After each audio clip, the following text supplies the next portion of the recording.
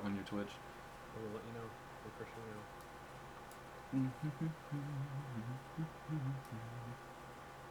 Waiting for mine to pop up. We're live on my Twitch. I'm going to go ahead and start throwing posts out there. Do you want me to do both of our links in the post? I don't know what Discords you're a part of, but I normally spam like 15 different Discords when I go live. Yeah. Post links everywhere. I'm gonna post one to hold on. I'm gonna have to minimize your webcam for a hot second.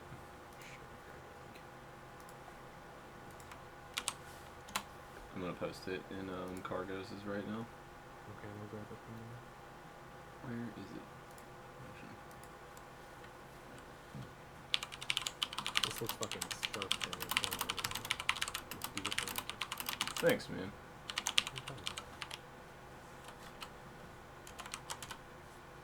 Grab that. The fuck? You told me to stop spamming caps. Are you kidding me? Yeah, I know. That happens to me in Cargos' chat. That's odd. Yeah. It's just his chat. Now. That's lame.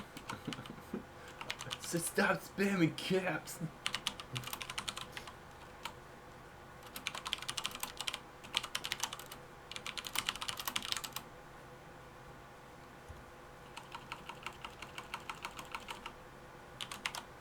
Alright, and then I'm gonna put it in death camps.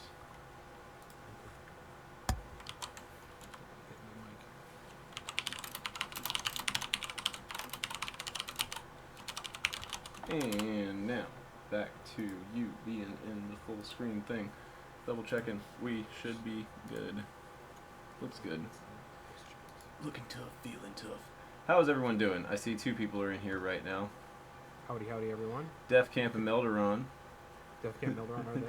Yeah, Def Camp said, so Poker, and you haven't seen Game of Thrones yet? No, I haven't watched the episode yet. We caught up last night. I'm going to be literally, when we're done with this, and then popping that shit on and watching.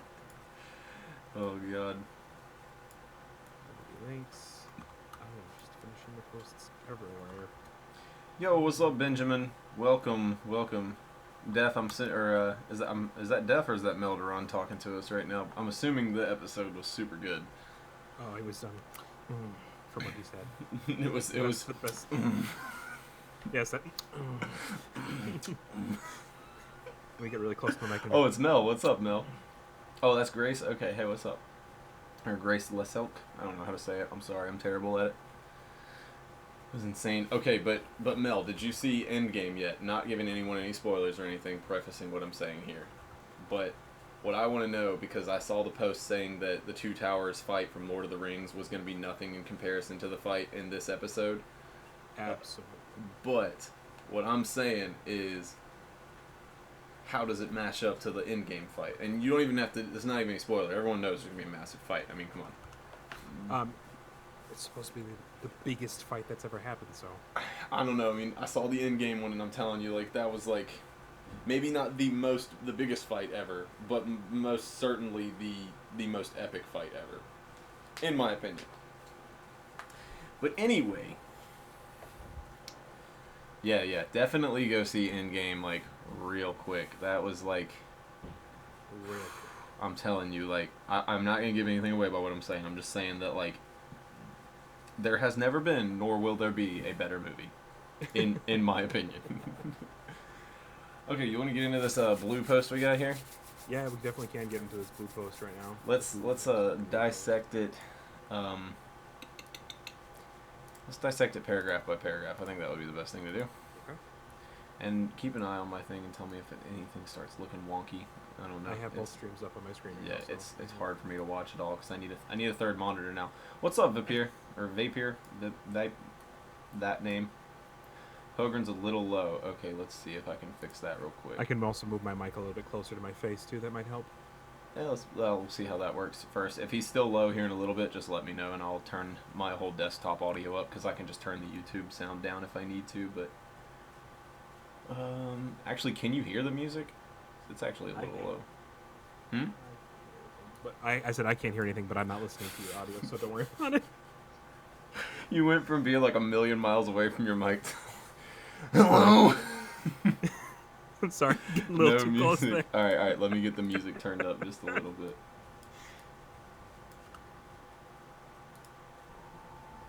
It's also a very quiet point in the music. There we go. That's a little better. Okay, Pogren's good now, apparently. All right, cool. Yep. Cool. All right, if that music's too loud, just let me know, and I will fix it. All right, so itemization in WoW Classic. It's been a lot of fun over the last couple of months, to dive into development of WoW Classic with the team while trying to answer some of the many questions that have been posed here and elsewhere. Looking at the plans for a phase content release, unlocking dungeons and raids, and unlocking other systems, it's clear that the aim is to create a progression system that resembles the original arc from when WoW first launched. In thinking about what belongs in each of those phases, the team's focus has always been on rewards. I know that music's got to be too loud now. That should be better. Okay, so that's really good to hear, the first thing. Just for the simple fact that they're like, reiterating that they're trying to make things exactly as they were, which is really good. Obviously, we don't live in a perfect world. It can't be the exact way. But still, you got to remember that 1.12 was their ideal World of Warcraft vanilla. It wasn't 1.1 to 1.11. That there were so many things that got changed during that made the game just better, just for the simple fact of them. I can't remember exactly what some of the warrior things were that got changed, but I remember there was some drastic differences with just warriors alone that made it really terrible to play a warrior in 1.1.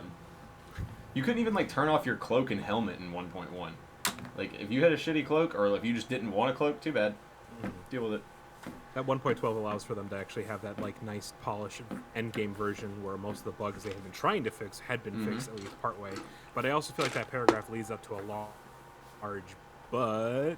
We want to do this, but we gotta do something else anyway.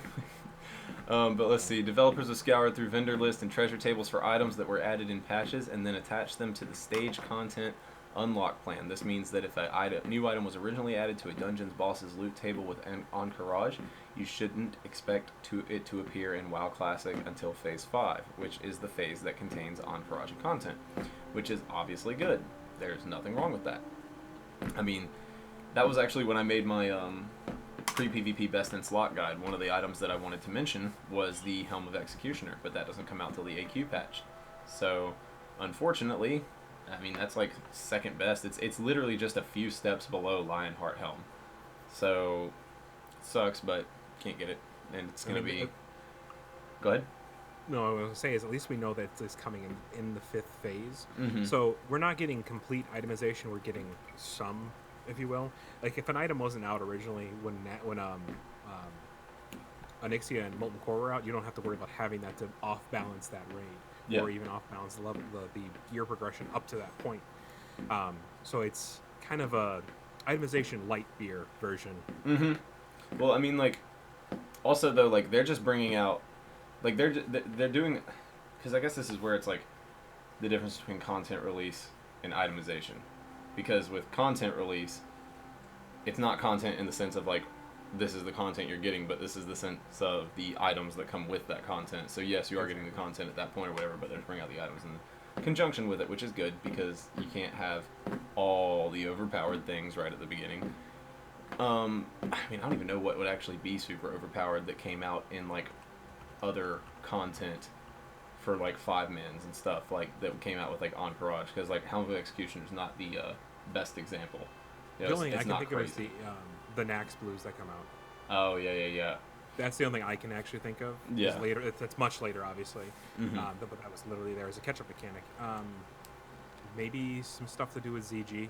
Mm-hmm. Maybe. But not having shoulders in chance right at the beginning is kind of good too, because we're not getting. That's I'm not mistaken, right? ZG was the only place you could get shoulder enchants in vanilla, correct? If I remember correctly, yes. Okay, It's just the only making place sure, you because there's so much shit. But so.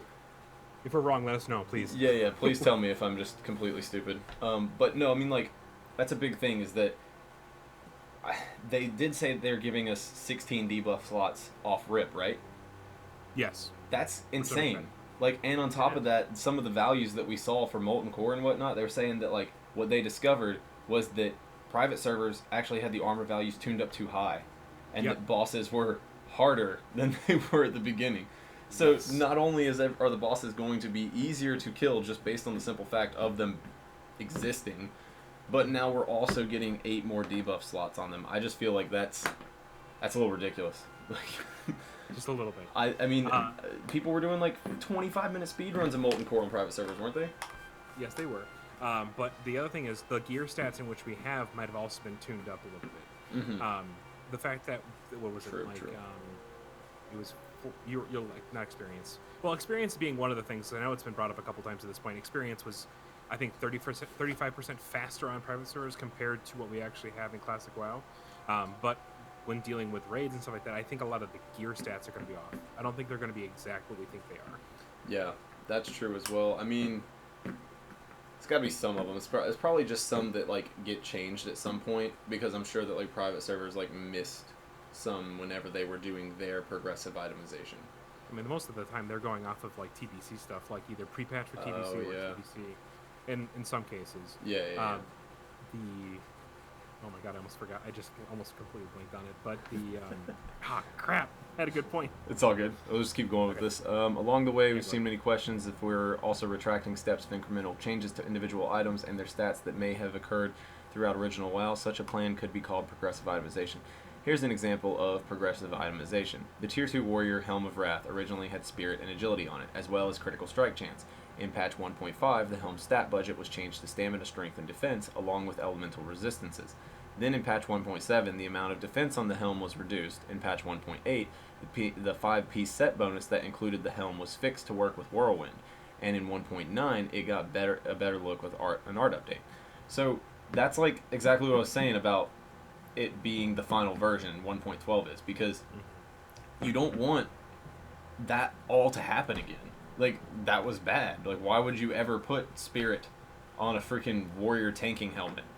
Well, there's no really good reason, but at the same time, we wouldn't have to deal with having, like, for instance, you might still want to get the Helm of Wrath, Yeah. but you'll keep it in your bag until they come to 1.9. Exactly, and that's like... It just eats up an item slot, and it's like, well, why collect this gear if you know eventually it'll get better? Yeah, and that's like the crappy thing about it, in my opinion, as well, is that, like, you don't want to, like, have to be planning for things to change. Like, it shouldn't be like, well, I need to get this gear because I know one day it's going to be great, and just, like you're saying, like, hold on to it. I don't like that. I would prefer to just be like this is, it kind of ties in to a little bit of why I don't like retail now, because there's no, like, end game anymore, because there's always harder mythic dungeons. It's like, well, I got the best gear, but now that allows me to get better gear, which lets me get the best gear, but allows me to get better gear, and you just keep going through that over and over and over again, and it's not exactly the same, but it kind of feels like that with progressive itemization, because you're still doing stuff, and you get that piece, but you can't really, like, use it yet. And I don't know, it doesn't sound like it ties in, but for some reason it registers in my head like that. I mean, I kind of remember what I was talking about now with the 16 debuff slots. Mm-hmm. With that being implemented right off the bat, we're going to see a paradigm shift in how raiding is going to happen. We're not going to just see... You're going to see... Maybe you might see a Shadow Priest. A single Shadow Priest in a raid, which possibly could happen. You might actually see Elemental Shamans and some offbeat guilds being able to use Storm Strikes.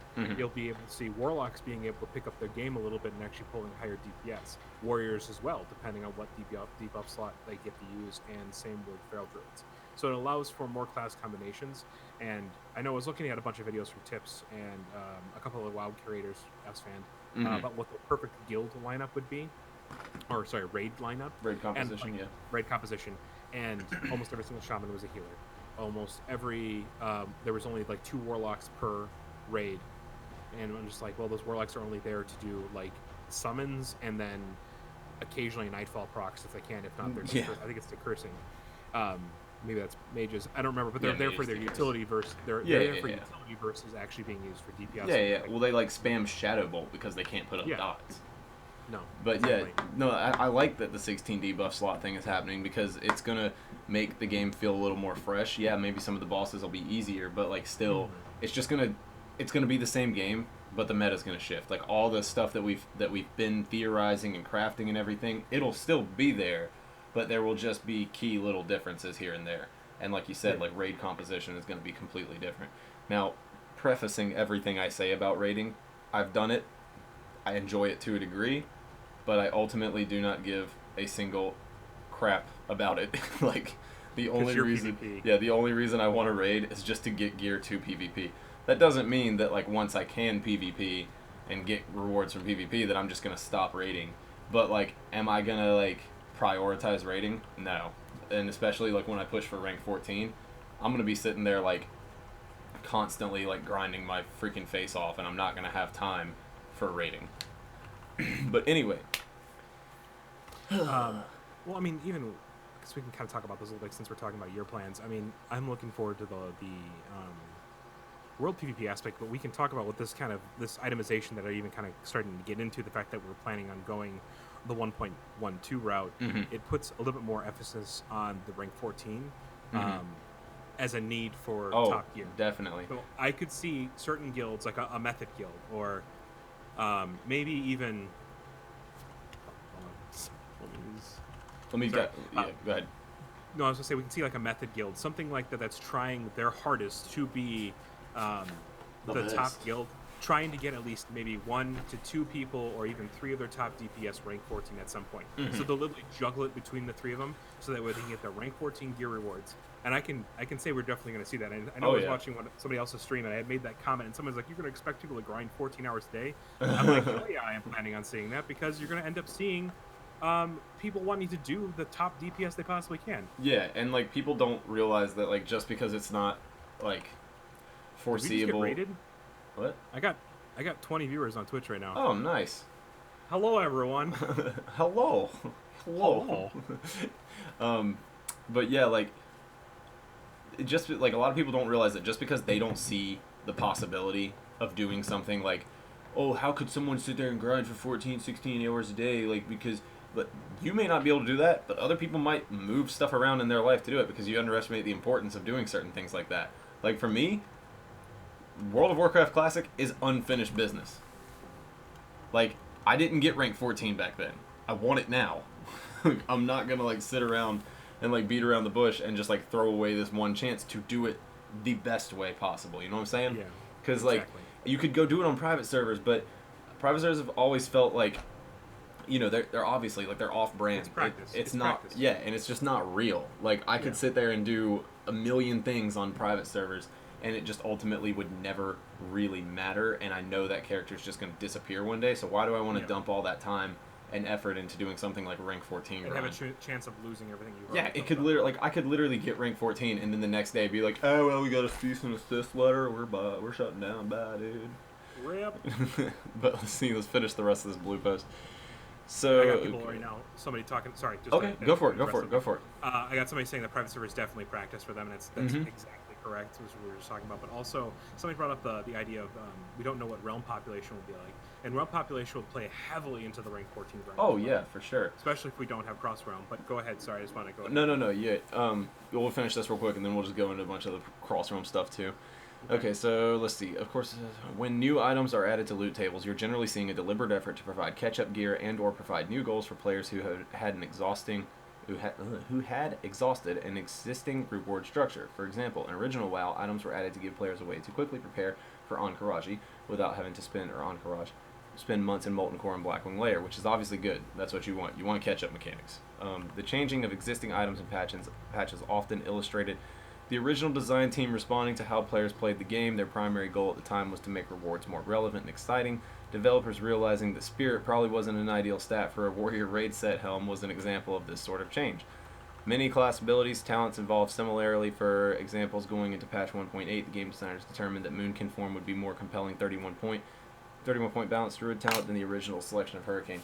I don't think we need to read the rest of this. Everybody's probably already read it at this point. But yeah, to go over that stuff briefly, this literally just says that they're doing exactly what they should be doing. Like, they're not going to be trying to change the game to mimic the bad aspects. Which is why, even in those like leaked screenshots that aren't supposed to exist, it said 1.13. Not 1.12. Not 1.12.1. 1.13. It's the newest version they're working on. Yeah, which it's the newest version of Classic WoW. It's a completely different one. It's a combination of the good and the bad, or just all the good from different elements, so to speak.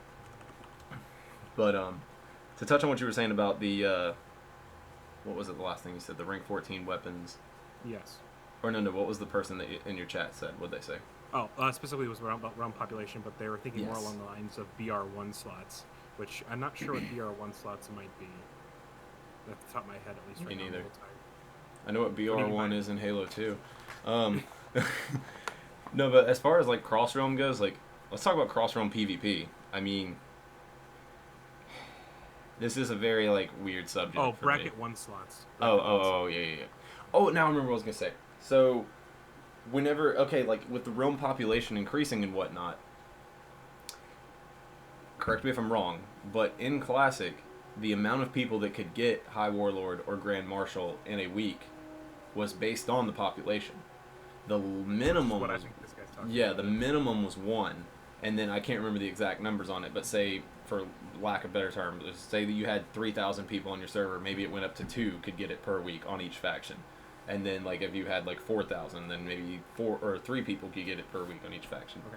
Real quick, he's saying here is if realm populations are Blizz-like, there was only 1 bracket 1 slot every week. Mm-hmm. So that means there could only be 1 player on per faction or per realm in general that could be rank 14. You might know more than we do. Legendary bronze. Yeah, no, that makes sense. Yeah, but I like, also think you're correct about there being the ability to have more people being able to get close to it, or at least rank 13. I'm pretty sure that was how it was. That it was like per faction, so there was 1 bracket yeah. slot per faction. I mean, I could So be it's completely maximum wrong. 2 per realm. Yeah, Maximum 2 but that was like 1 per faction, right? Well, what I And remember, 1 faction. and like I said, I could be wrong, but maybe it didn't show up on private servers, which I think it wouldn't show up on private servers because their populations were insane. But from what I remember, it was based on how many people were on your server as well. That you could potentially have 2 or 3 people earning that title per week on each faction. But like I said, I could be wrong. It's just but vague memory. That's what we have to go off of, which is kind of the problem right now. A lot of the stuff we even get from private servers has been incorrect and proven incorrect at this point. Yeah. And the other the thing he brings up here again is they have to sit. The other problem is so there's a huge problem in people who are sitting at rank 13. They have to sit in a bracket 2 for months to fight the decay until it is their turn to rank up. Yeah. But it depends on how they're going to plan on doing this, because if they have a little bit larger I want to say server sizes, it might make that process a bit quicker, because there's the capability of having more PvP rounds of combat, basically. Yeah. Well, to that note, I'm going to be the biggest scumbag, and if I'm sitting at rank 13, I'm not waiting. Like, I'm sorry.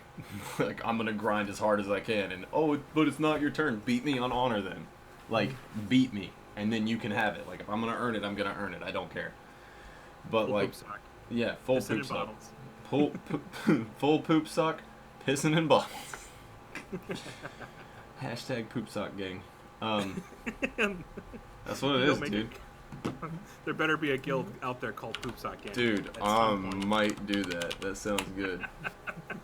But no, I mean, like, it's just, I don't know, man. Like, what are you gonna do to somebody who decides that they're gonna go play the game more than you because they don't want to sit around for months trying to wait for their turn to do something? Like, you gonna go yell at them? You gonna like say, "Oh, you can't play with anybody else on the server anymore"? All right, cool. I got the best weapon in the game. I don't care.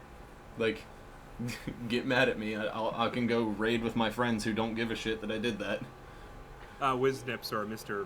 I'm just gonna call him Wiznips at this point, he agrees with you. You want it? Beat me. Yeah. Death by bracket breakers. Yeah. Hey, don't forget, everybody, we're also streaming on my YouTube channel right now as well.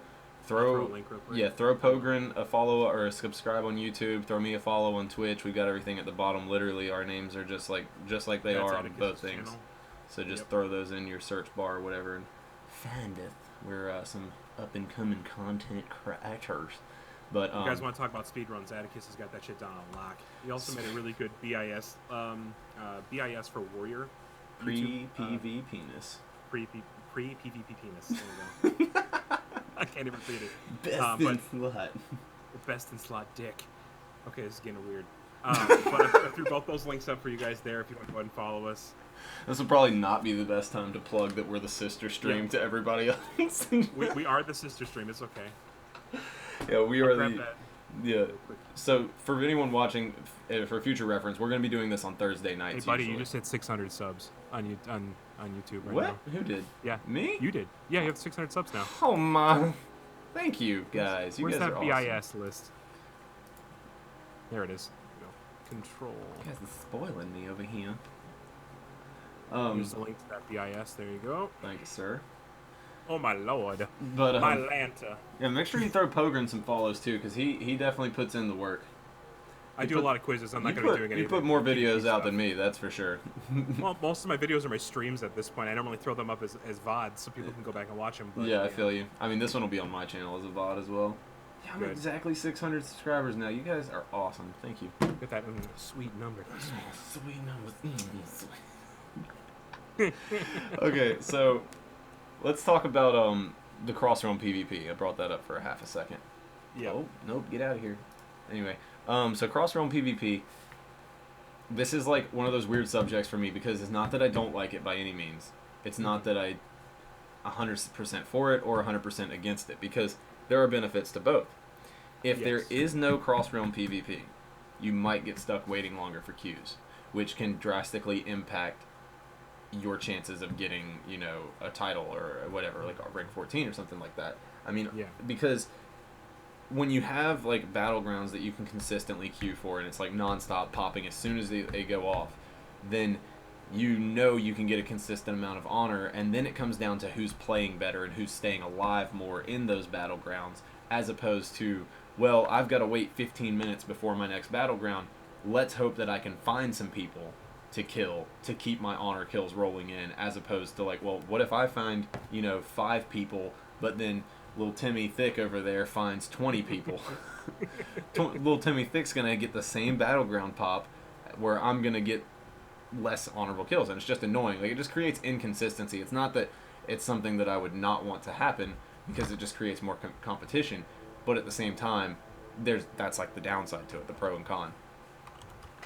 Your thoughts, sir? Well, Timmy Thick had me giggling for a bit there, but I completely agree with you on it.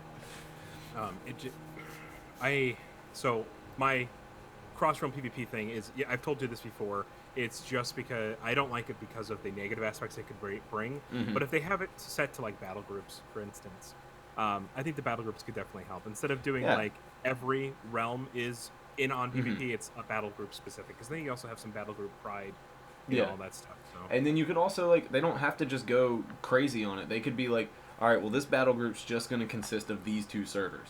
Just 2 servers. And then, like, well, that's not enough. They're still sitting through 30-minute queue times on this server. Let's add another one in there. And then, like, progressively add more and more. Because let's be real, like, there's no upswing for population on servers in this. We're always going to have this huge spike right at the beginning of this release. And then it's going to trickle down slowly and then slightly come back up, probably. But then it's probably going to plateau right in there and not really go up any higher than it was at launch. So they will probably end up doing server merges too. Like, that's going to end up being a thing. See that. I definitely could end up seeing that. And I have a guy now, not said, he specifically said cross server doesn't speed up queuing unless your server is dead. Yeah. If your server is the most populated server, then you're no worse than you'd be on a battle group. No, I completely agree. He's absolutely correct. Yeah, but that's the thing. We just don't know like what the servers are going to be like, because say like Cargos, I'm planning on going where Cargos, Def Camp, and Melderon are all going. We're probably going to be on that same server. I'm going to have all my friends with me, and everyone, the same guilds. and everyone who watches this stuff knows that that's where all the horde's going to be. The only people who have said that they're going to be on there that are Alliance are the people who are saying they're going to be the Gnome Gank Squad for Cargos, which that's hilarious, but I mean, who else is going to be on there on Alliance? It's going to be a shot in the dark of whether anybody actually rolls on there or not.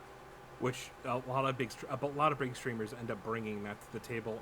I was hoping, like, I don't know if they originally were planning to do this. Like, if you look at even bigger ones like Tips Out and Stay Safe, I mean, we're looking at 2 of the biggest Horde and Alliance guilds going up, possibly on the same server. In that case, it could probably work, but yeah, a lot of people might end up avoiding it because it's going to automatically create a faction imbalance. That's what I'm saying. Our favorite streamers do go. But see, like, there's so many people that aren't plugged into this community as well, and that's what you have to hope for. Because, like, There's so many people who have no idea that all this like YouTube stuff is even out there right now. I talk to people that I work with who are all about wanting to play Classic WoW, but I'm like, yeah, well, have you watched these people? And they're like, no, I've never heard of them. And I'm like, cool. No, they're only like the biggest freaking Classic WoW content creators out there, but how can you not know about them? So yeah, I mean, like, that just shows that there's going to be people that have no idea, and maybe they'll roll on our server, and maybe they'll roll Alliance. Fingers crossed that they will. Yeah. I need people to kill.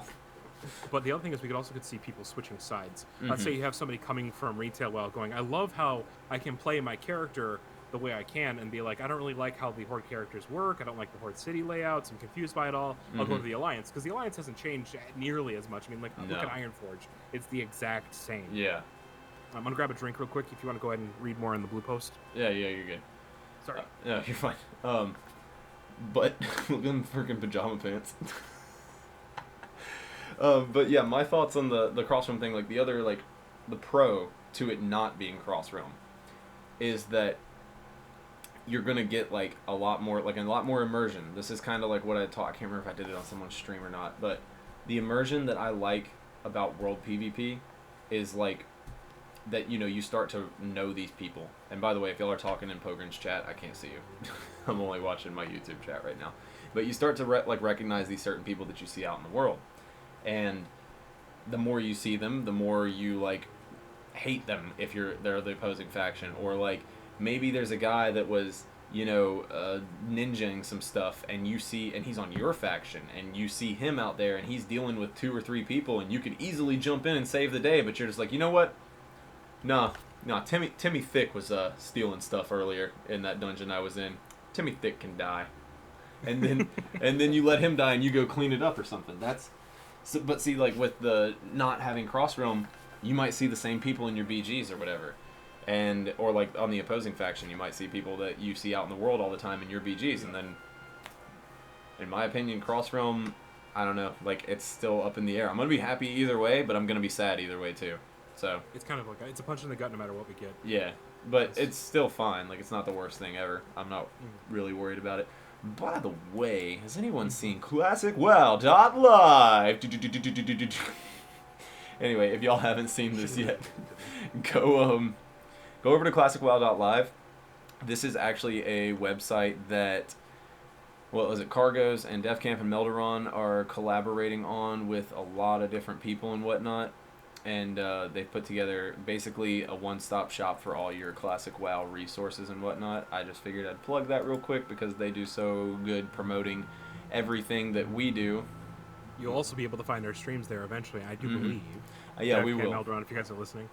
Along with their forums are going to be a great place for people who are more or less afraid, I guess. I would be afraid kind of going on to WoWhead because of the amount of elitist jerkism that might be there, versus this is going to be a little more of a place for the community to kind of cultivate that WoW ambassador. What's the word I'm looking for? Oh, you're on there actually. That's probably where the 20 viewers came from. But yeah, you're on there, and then mine's listed on there, but I'm not streaming on Twitch right now. I'm on there right now? Yeah. You're the yeah. But I'm not streaming on Twitch right now because I saw something that said that there was, like, you could potentially get banned for streaming on both of them if you're affiliated or you're partnered with Twitch. So I was like, I'm not going to risk it because I want this account. That biscuit. Yeah. I want this account for when Classic comes out. But go ahead. No, I was going to also say, I also found out something with my streams going live on YouTube, for instance. They didn't show up I had one stream that didn't show up on my main page for 24 hours exactly. So literally after, I think Twitch released its content hold on it, it got posted to my channel on YouTube. So this also prevents you from having to wait for that VOD to go up immediately. It'll go up and people can consume it tomorrow morning, basically. When they wake up. Yup. I want to thank, for those people who are watching real quick, thank you so much. We got 7, in YouTube, and I got 12 on Twitch. Thank you guys so much for coming in. Yeah, and again, if you're just coming in, we are going to be doing this usually on Thursdays around probably 9-ish, somewhere around in there. And, Eastern time or Central time? Eastern time. Eastern time. So 8 o'clock Central, 9 o'clock Eastern. Yeah. But yeah, what do you want to talk about next? We got... we have played private servers, by the way, Legendary Bronze. I don't currently play them anymore. I don't know about Atticus. I don't know how long you actually did play on them. I played on them for quite a while, but yeah, I mean, it just kept becoming kind of the same thing. I was just kind of like, why do I want to keep putting all this work in? And then like once Classic WoW got like announced though, I was like, bah. And just kind of never touched them again. I'm done with this right now. I need to cleanse myself from this so I am pure. Yeah. So my body can be ready. So my body.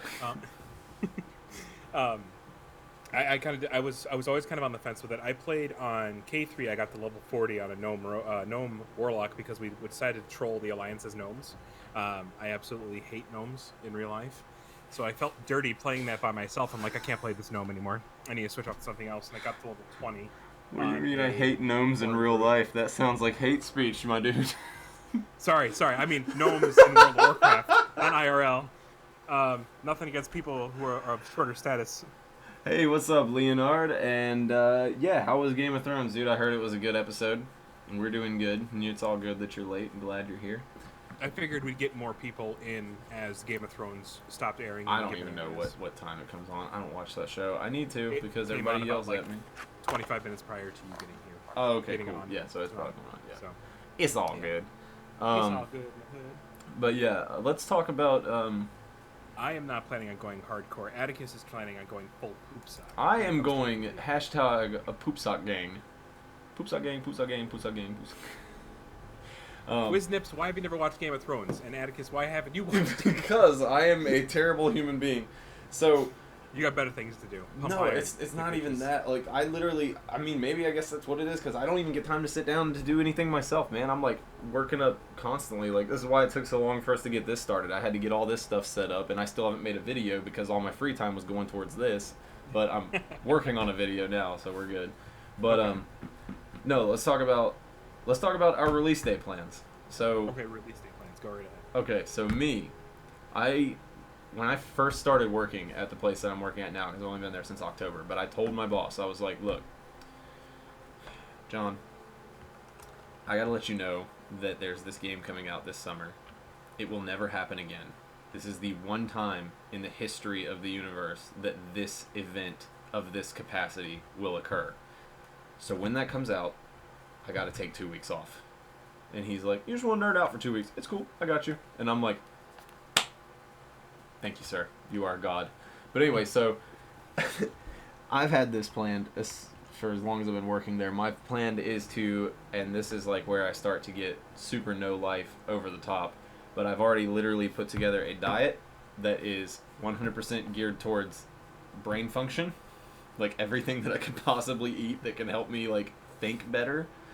And obviously, like, energy and everything in there as well. I've got, like, some things in there that are just, like... fish oil in there. Yeah, just to get some good tasting things that I can have, too, just to kind of, like, cheat. Because I diet 24/7. Like, I'm on a constant, like, clean diet. Today's my cheat day, which is why I got, dual-wielding fucking apple pies up in here. But anyway, so I've got this whole thing set up to basically just help me be as best as I can possibly be. The first day, I plan on playing 24 hours straight. And then, ideally, but I know it's going to be rough after being up for 24 hours, maybe go to sleep for 8 just to catch up right then. But then, ideally, 6 hours on, and then 6 hours off, 18 hours on.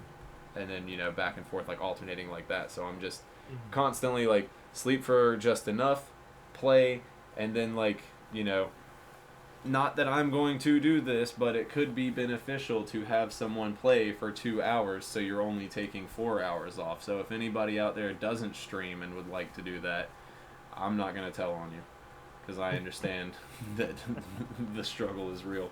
But yeah, so that's my goal, is to try to hit 60 in the first week or maybe a day over a week. God damn, man. Okay. Good luck to you. Yeah, I know. Definitely. My other thing is, have you thought about doing like the Uberman's schedule? You know what that is? No, tell me. So it's 2 hours on, 30-minute naps. So you're up for 2 hours, you take a quick power nap, but you cannot break the cycle. It has to be exactly 30 minutes and exactly 2 hours. That sounds like it'd be your great. body cascades. Yeah. You crash. Like the moment you miss it, you fall over. Yeah, Keep going. Keep on. I'm just All trying right, to think. we had a buddy. We thought he was on the schedule for a really long time because no matter what, we'd always see him on World of Warcraft during like Mists of Pandaria and the end of Cataclysm because he started heavily playing at this time. Mm-hmm. And like he experimented with it for like a week and a half, and then one day he fell off the work schedule because he'd taken off work and everything like that. And one day he fell off the schedule and passed out for like 16 hours straight. So it's got huge ramifications for your body because, like, holy crap. He fell off the work schedule and just disappeared. Maybe my friend was doing that. I had a guy that I stayed with, and it was in a college town. I was not in college. I'm not that smart. Anyway, he was, like, one day I came home, and, like, he was upstairs sleeping, and I was like, man, he went to bed early. This was, like, 3 p.m. So he never came out of his room. I was like, all right, he just went to sleep. Next day, still up there sleeping. It's nighttime, still up there sleeping. We go to sleep. We wake up. He's still up there sleeping. Oh my This god. dude slept for, I swear to God, at least 36 hours. I was like, what Did he did at least you wake up? do? Oh yeah, he woke up, but we were legitimately wondering if he was dead or not. It was insane. God. But yeah, I'm not trying to figure, not trying to do that. I'm not trying to sleep for 36 hours. Yeah, no. My what I would love to do is be able to take off for work. I don't know when the launch Yeah. will be. I don't know what my PTO will look like because the job I work for right now is just they're really bad about their PTO accrual. I'm only allowed to have a maximum of like 64 hours for the year, which is ridiculous in my opinion because I've come from places where I got 144 right off the bat. So my ideal situation would be that I am doing this enough that I could like go part-time somewhere else and just keep streaming by the time Classic comes out. See, Like, that's my dream. Like, that's a dream. That's Yeah. a dream. that is my dream, to get to the point where I'm making enough money from this to where I could, like, potentially have some income from Twitch as well, and then just not have to do anything else. But Yeah, the dream, as it were. Yeah. No, ultimately, what I'll probably end up doing is taking like a 4-day weekend and just playing for 4 days straight.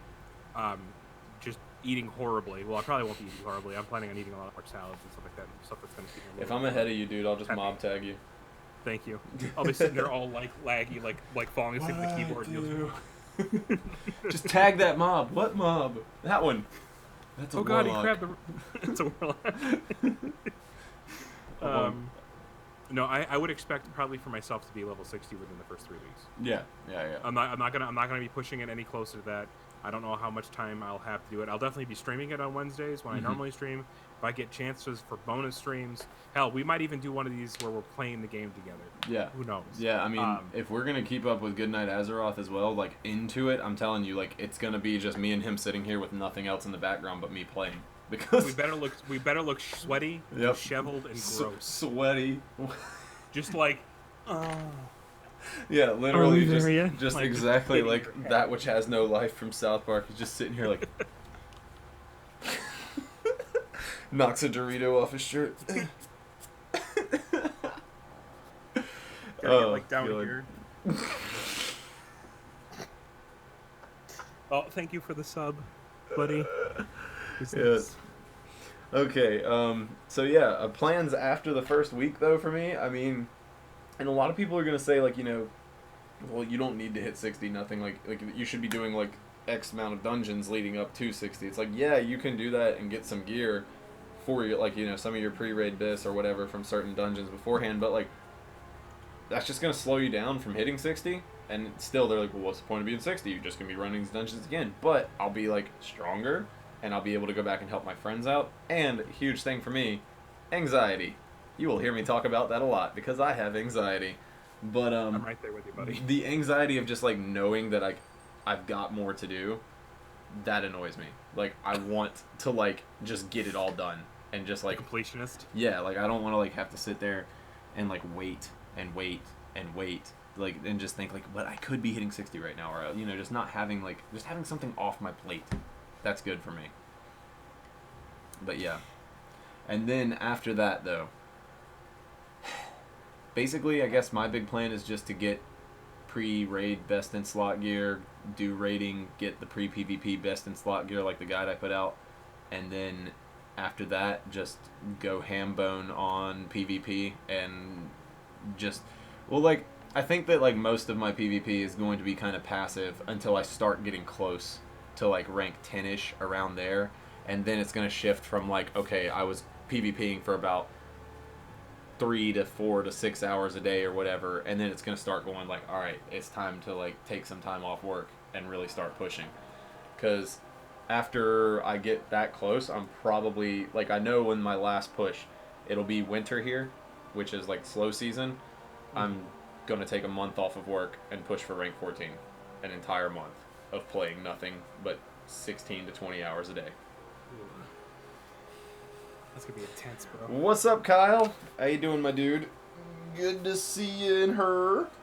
Welcome. Welcome. Welcome to the party hour. There was a blue post Thursday night. That was the one we just finished talking about it. Basically, bring it up here real quick. Basically, what it was is they were just talking about how they were going to be doing itemization and whatnot.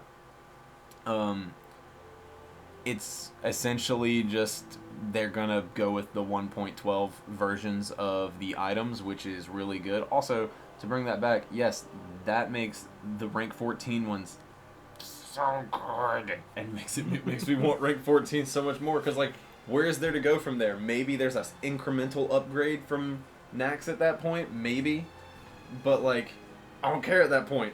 I got my rank 14. But I'm telling you, like, there's like more preparation and stuff too, because like, you buy the items with gold, am I correct?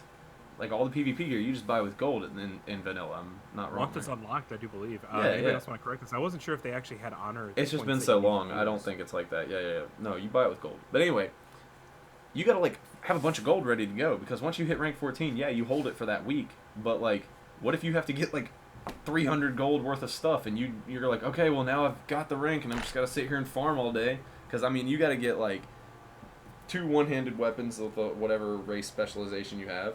So like, you've got to have like 2 one-handed axes, and then probably get a one-hander for each other type, and then the 2-handers for each other type, because warriors have different stuff. And Kyle, I don't watch Game of Thrones, but no spoilers, my dude. People might not have watched it yet. I don't know if that's a spoiler. That could just be a troll. It's probably a troll. Okay. I don't watch the show enough. But as we're kind of talking about things we're doing after the release, my hopes are to have PvP twinks, actually. Yes. I want a level 19 PvP twink Rogue. Yes. I want a level 39 PvP twink Warrior Fury. I used to do it a lot back on... Fury? Well, yeah, never mind. 19, you only get like freaking 10. No, 39. 39. Oh, okay. No, you got dual wielding in the bag. I used to PvP with a really fast offhand... slow offhand and a fast. My main hand was a fist weapon, and my offhand was a hand. So I'd charge in, cripple, start damage. Somebody would clean it up. I was a great opener. That's all I got. I didn't have a lot of finish, but I had also a lot of survivability, because this was like towards the end of Burning Crusade, beginning of Wrath, when the warriors got a little more survivability added to them. But I would like to see how that does in Classic WoW. See if I can't make it work. Well, I remember in Classic, the only warrior twink I ever did was a 19. And you would get a shield, actually. You would get Redbeard's Crest for the shield, and then you would get Cruel Barb for your main hand. And that was, like, enough to... Because, like, Smite's Mighty Hammer was only, like, what, 3 points of DPS higher? So, it wasn't, like, that much of an increase to do the 2-hander, as opposed to how much armor you gained from having the shield and a 1-hander. But I remember 19 Warrior Twinks were actually really good, because they're, like, one of the only classes at that level that have a slow. Yes, like rogues don't have a slow, but rogues are like the one that everyone always go to, just because of their burst potential, because they just have such a spammable, like, an attack or whatever. But I mean, my buddy Thiggs, his twink rogue at level 19 in Classic, he showed me some videos he took with fraps, so they're only like 25 seconds long. He would walk up to mages or any clothy, and he'd crit them for about 1,500 at level 19. Jesus, mind you, that's all of the consumables. That's yeah. Oh yeah, and then they do technically have a slow. It's crippling poison. Well, yeah, but you don't get that until 20. No, you get that at level 19. You can get that at 19. Someone else make it for you? I thought you had to do your poisons quest at 20. I bet you can probably use them. You probably can. And then poisons didn't always proc, but it is. Yeah. No. Maybe it's earlier than 20. Maybe I'm just off. I literally haven't had a 19. Rogue. We don't. Yeah, I haven't had a 19 rogue twink since Classic. So. But he'd walk up and he'd drop people. He'd be able to duel level 40s. Yeah. Dude, did you ever have that's what I loved about it. Did you ever have a level 10 twink on retail? Oh my god. because everything scales like lower, better based on how like low you are or whatever, something Yes. like along those lines. So You just don't have the abilities. So me and my brother, I was totally doing PvP not too long ago. It's Yeah. just Yeah, so like you would sit there with like that was how they do it now in retail is instead because you can turn off your XP, but that puts you in a different bracket, which is lame because then you're only fighting against twinks. That's not the point of making a twink. But yeah. if you don't turn off your XP, you level up while you're doing battlegrounds because you get XP from them. But then, so what you do is you just enchant all the gear with what like you enchant gear like BOA gear and then like white pieces of gear with like really good enchants, and then you just play with a level 10, and then once it reaches like level 14 and gets out of that bracket, you just mail all that gear to a new character and then just level the new character up to 10 and then start doing battlegrounds because it's just for fun anyway. But yeah, I mean that you do so much damage though, dude. Have you ever? We should watch it. We should watch it. Holy crap! Hold on. Bring it up real quick. Bring it up. This freaking video, dude, is so funny. Let me find this. Level 19 Draenei Hunter Twink. It is so funny. Go ahead, keep talking while I look for this. Okay. Now, Wiznips and Notsid, I would suggest twinking. It's a good little practice, a good little hobby to have on the side. Let's say you don't want to deal with, like, maybe you already have all your grinding done for a week. Maybe you already have whatever you want to work on, but maybe you want to have just fun destroying somebody, like feeling overpowered in the game. Not to say that you need to, but it's a fun little pet project. There's a lot of stuff you have to gather. There's a lot of enchantments, fishing daily, the fishing dailies, but doing the fishing tournament for like there's a couple items you can get for it, especially for Rogue. There was a hat, if I remember correctly, that you wanted to get from that fishing. It basically allows you to go experience the world more because it causes you to have to go out and gather things for it. Yeah, and also like another thing about twinking though is that people don't realize that it's not that you're bad at the game because you want to play a twink. Like it's a different meta. You don't have all the abilities. You don't have all the gear. You don't have like all the consumables and everything that you get at like a 60 like by being able to like level up your engineering and everything. Like it's just different. And like yeah, you get to beat up on people. Who cares? That's like an MMO. Have fun with it. Yeah. Like it doesn't prove anything that you're being a 60 or whatever. But anyway, let me pause the this thing real quick.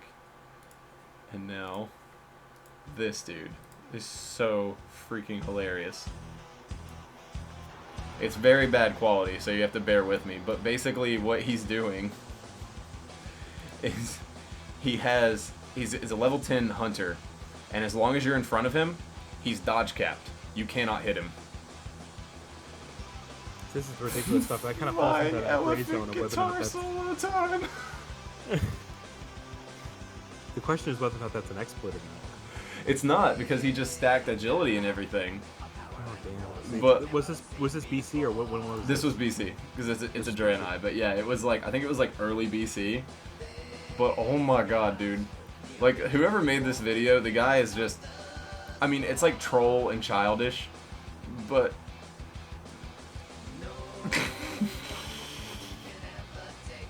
I forgot about that part, so that was a little offensive. Sorry about that, but he says you can't beat me because Jorpinor is too small. But like the fact he puts this to the freaking Power Rangers theme song.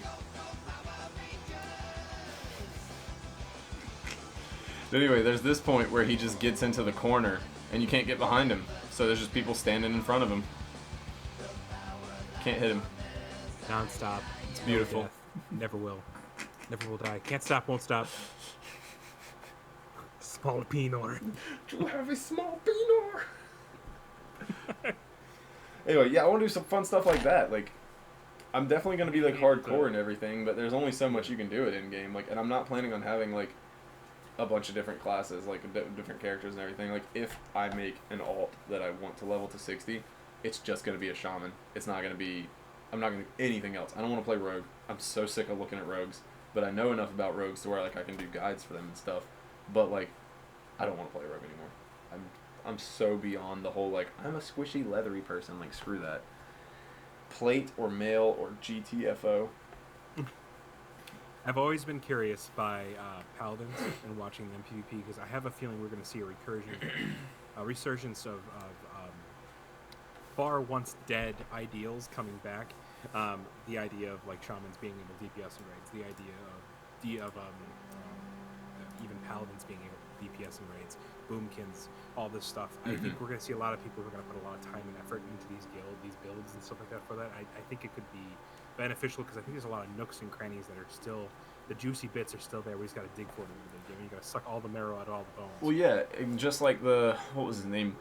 The guy who put up the Spelladin video. This one, the one on Classic WoW. Like, it just makes sense. Like, he went and found other ways to do it. Like, it's Dexter Bravo. That's who it is. Shout out to Dexter Bravo. But, like, he does really good sustainable DPS because he went and found a way to do it. So it's not that, like, other classes are impossible to play. It's just that some people lack the mindset to play them. And, like, that's what I try to tell people, like, when I've had my friends come in to ask me, like, well, okay, what classes do we have? Can I play this? Like, should my girl play this? And I'm like, in a normal frame of mind, no. She should not play that. Like, if she's going to play a druid, she's going to end up just... Says Pogren's kind of quiet. Let me turn you up. I'm sorry. I'm going to turn you up a little bit more. Okay. I haven't gotten used to how the mic sounds and where I should be putting it, so sorry about that. It's all good. If we need to turn them up a little bit more, let me know. I just turned it up a little bit. I'm going to turn down the YouTube video just a tiny bit. How's it sound now, everyone? Oh my god, that's so loud. Go back to where you were. Okay, I'll back up. Yeah, that should be good. That should be good. Okay.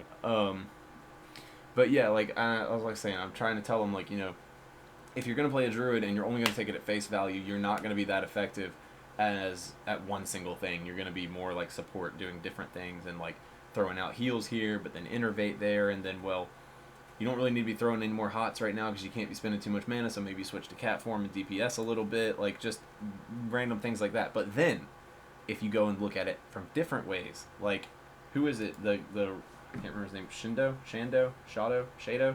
The druid who's like really good that everyone talks about. He goes... yes, go ahead, continue. I know you're talking about. Yeah, Shado I think his name is, or Shadow, something like that. But he goes and farms up, like, goes through Nomergon, gets manual crowd pummeler, and then resets the dungeon, gets another one, resets the dungeon, gets another one. So he just has tons of manual crowd pummelers, and those are his raid consumables.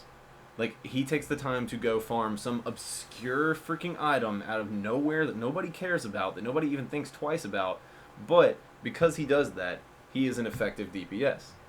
And that's what makes sense. Like, it's because he took time to go look at it and to figure it out. And anybody can do that with any class, because there is a way to make it work. It's just, are you going to have the mental fortitude and tenacity to actually go through with it, and because you want to play that class that bad? Or are you just going to be like, well, screw it, I'll just play a class that's easier to be good with? It's like that guide for Caperfin. I don't know how viable this is. Do you know who Caperfin is? No. Okay, so he is a fringe content creator. I'm going to grab his guide real quick. Now, this dropped in my lap because the guy wants to do an interview with.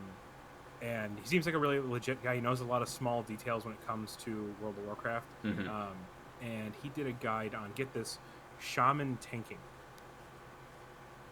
Yeah. Well, didn't Melderon do one too? Melderon did do one. And I think he collaborated with him. But okay. This, if you guys want to check this out, it's a little out there. I thought it was pretty cool, giving it a read. But there's a lot of details. There's a lot of work you're gonna need to put in to try to pull this off. Yeah. And it just kind of adds to what you were just saying, just so people can have a visual of what we're talking about. Is it on Classic WoW? It's not on. I don't know if it is actually on there. I just know I have the Baron's chat link for it that he sent me. Be under guides, probably shaman. Yeah, let me check it out real quick. Because I'm pretty sure most of these are just video guides. Shaman, I don't know. If Caperfin Guide to Shaman Tanking. Let's see. Oh yeah, there you go. Never mind. So we can go over this a little bit. So alright, so there we go. Shaman threat. Yeah, Earthshock does a high amount of threat. Rockbiter weapon's one of those things that increases threat. Like, this is another thing about shamans, is that, like, they were clearly going towards, hey, we're gonna make this a tanking class. And then somewhere along the road, Blizzard was like, never mind, we're not doing that. And that upsets me, because, like, then we ended up with stupid tanks like Death Knights and freaking monks and demon hunters. Like, no. In this book specifically, is they actually talk about the fact that shamans were meant to be off tanks or tanks for dungeons, Yeah. The fact that shamans can wield literally have the capability of doing threat generation, and they have like even back when this was released back in 2004, Mm-hmm. they were talking about that. They were talking about the fact that shamans could actually tank, and a lot of people scoffed at it and went, "No, you'd rather have a warrior, you'd rather have this." I'm sorry, I would hand over fist for that shit. Yeah. Like, I want that. I want to be able to bring something like that to the table because that's one of my big things about enhancement shaman PvP, not PvP, enhancement shaman DPS. Yeah. I have a feeling it's going to blow people away. I think we're going to see a lot of enhancement shamans come out of this because there's just a sheer amount of people who are playing shaman. Like I don't think anybody's going to let that dog lie. I think people are going to be like, the bullshit. I'll make it work. Dude, see, this is absurd. Like this stuff right here is so intricate, but like this makes sense, and this is what he did to He go does, like by the way. to make it. What happened? Sorry. Oh, he's got a disc he, priesting guide. he does have a disc priest guide That's as well. freaking insane too. What the fuck? Like disc priests themselves Language, were sorry. originally it's fine now. Oh, don't mind us, we're cursing. But did you know, like in the original like early beta builds of World of Warcraft, rogues had bucklers. Yeah. In like alpha, they had bucklers, which like no, that's not okay. No, but think about it. They could have been a swashbuckler. Like they could have been literally somebody a But like rogue off tank. this is the thing that we've always said is that I've only heard is that they had bucklers. But does that mean that it was actually just taking up their offhand slot, and that was like that they had a shield and a one-handed weapon, or did it take up their range slot and they were still able to dual wield? Because that could have been like a relic / totem thing like shamans have, but it could have just been specific to rogues. So like that's another possibility. It's like, oh, you can't pull things from a distance because you're using your buckler, but you have a buckler. So, I mean, I don't know. Like, if they would have done that for rogues, I would be very upset. But like, this is the crazy stuff I was talking about. Like, you can find ways to make it work. I'm not saying that you should go be a shaman tank in the highest tier raid and everything, but by all means, you can do things in 5-mans for sure. And if you could do it in a raid, I'm not telling you not to. But like, look at this. This is one of his rotations he's got on here. Pre-pull, equip spell damage gear and cast rank 7 lightning shield and drink mana. Okay, so then he switches his gear.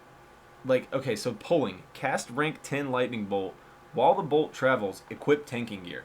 So like macros for days. Yeah, but that's like insane. Like to even think that, to sit there and be like, okay, I don't enter combat until the spell actually hits. So to get the most threat that I can possibly get, if I put on a bunch of spell power gear, cast my lightning bolt, and then throw my tanking gear on, my lightning bolt's going to hit as hard as it could with all the spell casting gear on.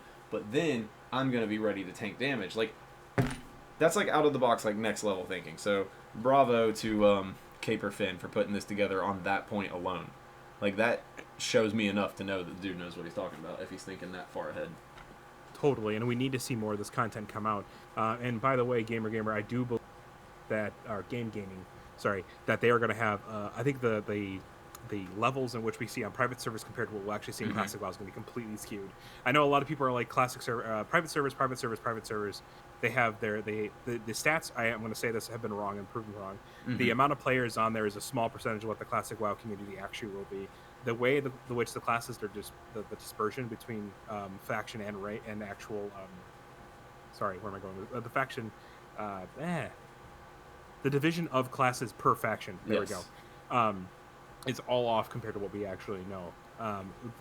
Once we can't really say for sure until we see Classic WoW, actually come out, the Classic servers from Blizzard, the official servers. It might be the smallest played class still, but I have a feeling it's not going to be. Yeah. We just don't know. I mean, yeah, we just don't know what's going to happen as far as classes go, but the way that we've seen it, like whenever like I've been in Cargo's stream and he's thrown up straw polls to see like who's going to be playing X class or whatever, the straw polls have actually been showing very similar numbers to what private servers currently have. But again, we're going to see some weird stuff happening because we've got people who are going to come from retail and have no idea that their class is not viable in the capacity they want it to be in. And they're going to roll it, and then they're going to get halfway to 60 before they realize that they're trash, or that before they find out that it's not possible. And then they're going to be like, well, what do I do now? And they're either going to quit, or that same thing's going to happen to quite a few different people. And then the numbers are going to start fluctuating like all over the place. So I think that by the end, it will probably end up being very similar to what private servers look like, just for the simple fact that like the game is going to be very similar to that, and people aren't going to be willing to make their classes work as opposed to just level another character. But yeah, let's see. Kevin Jordan said that shamans were only expected to tank up to a certain level of dungeons and not raids. But I don't know why you would make a spec only viable in early game by design. I mean, yeah, it doesn't make any sense, because what do you do with all that gear that you gained for tanking? You just, oh, well, can't use this now. Or you get double the gear. That would be even worse, because then you got to tank a million things, get the tanking gear so you can actually do those things effectively. Then you've got to be getting the elemental gear or the resto gear at the same time. And we have somebody asking real quick, what might be the most popular class in Classic WoW? What do you think it's going to be? Definitely going to be Warrior, or it's going to be the top three are always going to be Warrior, Mage, and Rogue. And I think that as people learn more, they're going to gravitate more towards Warrior, just because, and I'm not saying this because I'm partial to Warrior, but literally Warrior is the only class in Classic WoW that all three specs are 100% viable, just in different capacities. Like Prot, tanking PvE, Fury, DPS PvE, Arms, PvP DPS. Like every other class has something where you have to do something crazy with the spec, or some weird gearing, or some weird farming that you have to do to make them work. But Warrior, you don't. It's just like, get the gear you need and play the class. And I gotta disagree a little bit here. Prot's not viable on Horde. I'm going to tell you that right now. Wait, that is Prot total isn't it? BS. Yeah, this guy's Legendary Bronze is saying Prot's not even viable on Horde. And I'm going to disagree with you. It's not a meme spec. The idea that there are meme specs only comes from one, memory, and two, what private servers got wrong. We don't know yet. We can't determine what's going to be a viable or meme spec by any which stretch. spec? He said the Legendary Bronze specifically states that Prot's not even viable on Horde. Meme specs are not viable in Classic. This is right after we had talked about Warrior being possibly the most popular. I'm so confused. Class. How is Prot not viable? Prot is, I don't know. Like, literally, Warriors Prot's are like not viable for the Horde specifically. I don't know why on the Horde, but I'm so confused. Anyway, yeah, Warriors are like the only tanks. That's why you need 8 of them for freaking Nax. But you know, what do I know? I mean, I would like to see Paladins be able to tank, but they don't have the threat. From what we can tell, they don't have the threat generation. He could be talking about Prot. Well, never mind. No, he's thinking about Horde. I don't know, but yeah, Prot Pallies would be sweet. I would love to have Prot Pallies be a thing, but they lack a taunt, and the biggest problem. Oh, okay. What he's saying specifically is no tanks go. Probably solely Prot. He says no tanks go Prot. Yeah, literally no tanks go Prot. That's what he means. So we're not talking about, like, obviously there's going to be a split build. There's going to be a hybrid build. You have to build for Prot Tank Warrior for any real other class. Like, I would even say Enhancement Shaman is No. I know what he's talking about. Right now, what people are doing on private servers is they're speccing DPS to tank because it's better for threat generation. And then only for certain things they put on Sword and Board, but they still tank as, like, Arms or Fury. Yes, I agree. So when I'm saying Prot, I don't mean, like, specifically the specialization. I mean, like, tanking. But yes, you're completely right. That's what most people are doing nowadays. Sorry, 1 second. Very good. But what's that? We can go ahead and plug real quick again. Oh On YouTube this time. So for those people just tuning in, you're on Attic's channel. But here's a little link to his again if you guys want to get to his main page. And here's a link to my main page as well if you guys want to follow us. We both also stream on Twitch. If you guys want to check our names out in Twitch, you'll be able to find us with the same icon. Actually on YouTube in the description, it's got mine and his Twitch linked down there. And then if you're watching, just throw me a follow on Twitch, throw him a follow on YouTube and Twitch, and throw me a sub too on Twitch and or on YouTube, all that stuff too. It'd be sweet because yes, we both. I mean, I at least plan. I don't want to be streaming on YouTube whenever Classic launches. I want to be streaming specifically only on Twitch. So you will find me there. You'll find both of us there. Honestly, we'll both be streaming as much as we can. You more so than I, Mr. Poopsock. I will be streaming literally like 24/7. You guys are gonna see me so much you're gonna get sick of me. Soriana said, "I'm not looking forward to launch. You know it's going to crash and be down." And I mean. That's real. Like, that's like, whenever, I was the last one that I was like really like hardcore trying to get into like and play was Warlords of Draenor, and dude, even at that point, it was still a freaking just It was a clown fiesta. It was bad. Like, Total fun. there was nothing good about that. I mean, I couldn't even like move. Like, and when I did move and I would try to click on the quest giver or something, it would take literally 20 minutes for him to open his box. And then finally, after the servers crashed like 4 times, I was able to get through the dark portal or whatever we were at that point and get to my little instanced zone or whatever. Ugh. And yeah, I'm Gamer Gaming, you can get a lot of rare names right at launch. which we got to try to lock ours in as soon as possible. Don't give anyone ideas of stealing them. Yeah, that's like the biggest anxiety thing I have right now is getting my name, and I just know it's gonna not happen. I'm a little excited and scared to see what happens because one, I'm my stance on sharding is kind of useless, but my brother who's into development on programming and everything like that, and even on like launching programs for the company he works for, is like you can't expect them not to try to take this into consideration because it's something they have to do. It's a viability issue. It's being able to have a stable product that's not going to turn people away. But at the same time, I'm like, I'd rather just deal with the lagginess and having to group up with 5 people to tag one mob to make sure we all get credit for something.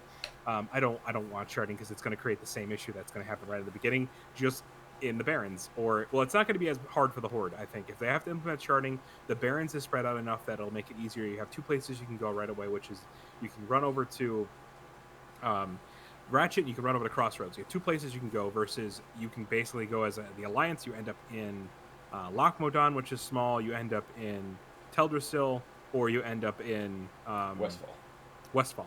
So, or not Teldrassil. It's oh crap. No, it's Teldrassil. Well, no, that's outside the opening area. I guess it would be Teldrassil. Yeah. No, it's not. It's Darkshore. You got Darkshore. Oh, yeah. No, I was thinking of the level 10 Thank you, zone as well. Bronze. Total brain fart. But yeah, I was thinking of the level 10 zone. But no, Darkshore. The Alliance is gonna be a little more spread out versus the Horde. But Westfall, I know a lot of people who play Alliance. Humans are a heavy population. Like that's a large chunk of the Alliance. Westfall's gonna suck. Yeah. Westfall's gonna be straight up booty. Yeah, well, Westfall already sucks. Like, there's the quest in Westfall. Like, okay, so I played Alliance a lot. I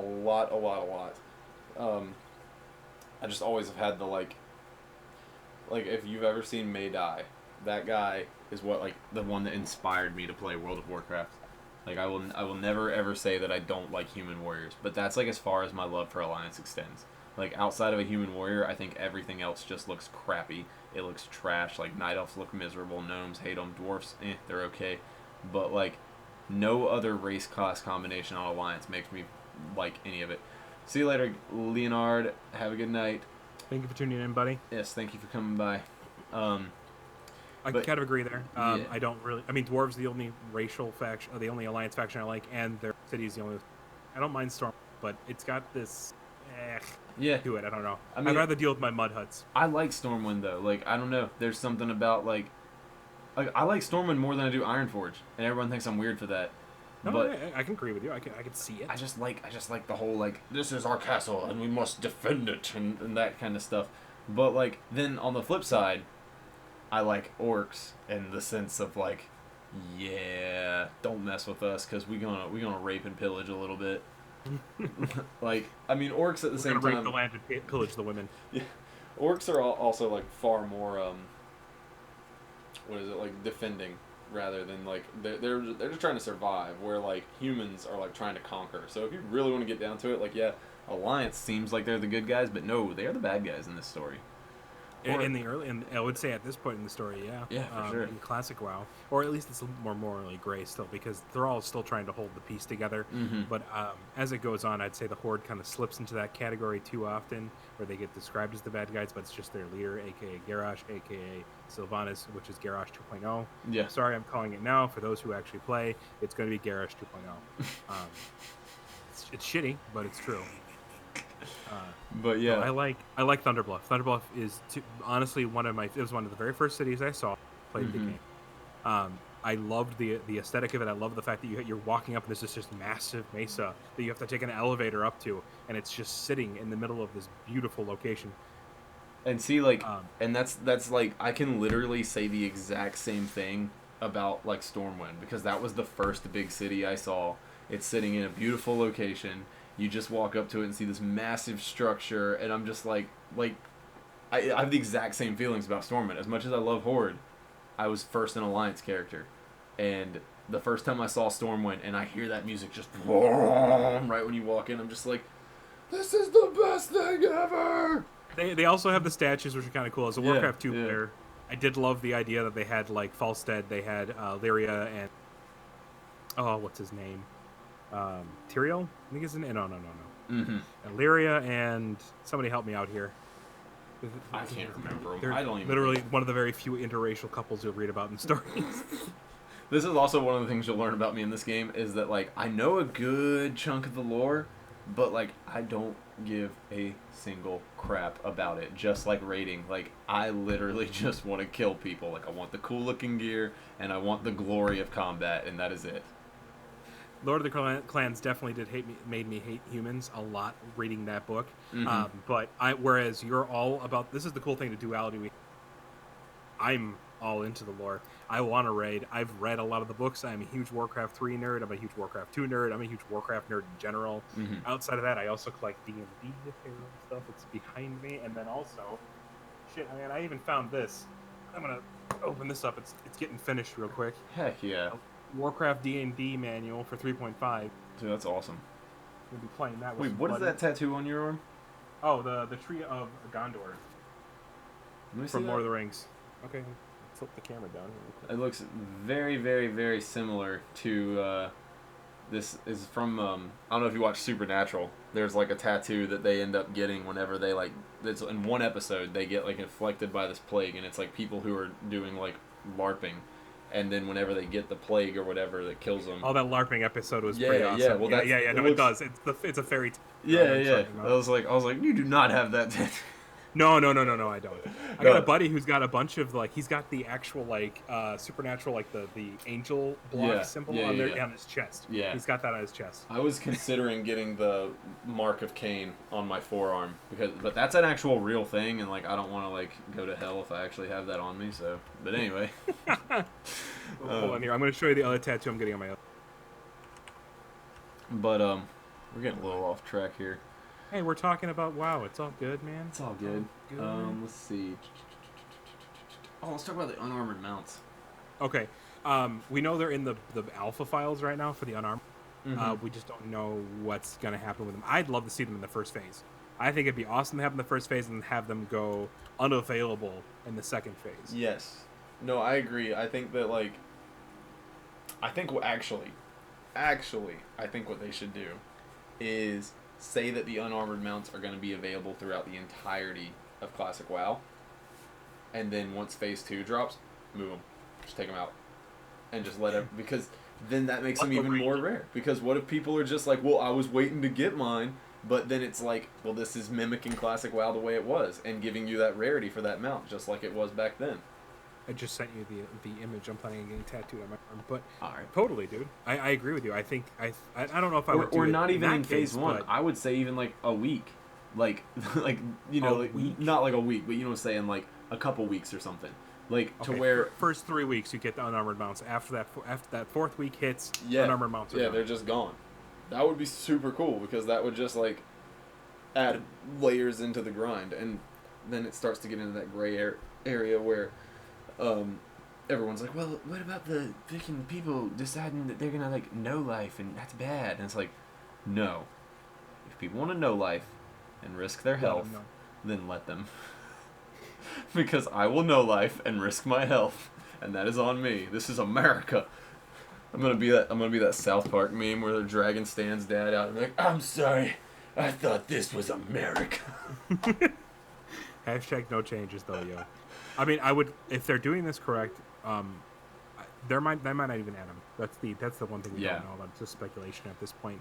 I would like to see them implemented because it would be more Liz-like. In that case, it'd be more original Classic WoW, because they were originally there for a very short period of time. I mean, Stay Safe even brought that up in one of his videos, and I loved the fact that he did, because if anybody's going to make a point of it, it's going to be from like people like him and the other players out there. No, I mean, I completely agree. But, okay, here's another thing, though, because wasn't it at one point, could be wrong, but at one point, wasn't it the mount that costed, like, that would cost 900 gold, and the training would cost 100. And then they switched it. I'm pretty sure that's how it happened. I want to say you're correct, but I don't know if that was in Classic WoW. Let's just say, for the sake of argument, that I am correct, and if I'm wrong, somebody just tell me.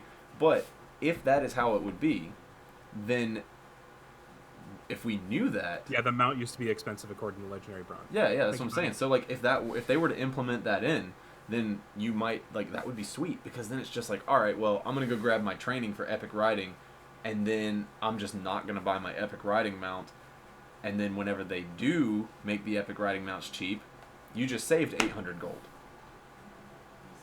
So, I mean, I would like that, because I'm not trying to farm 1,000 gold all the time. But I think farming's going to be a little bit easier than most people realize. Yeah. At least I have a lot of stuff planned out for farming gold.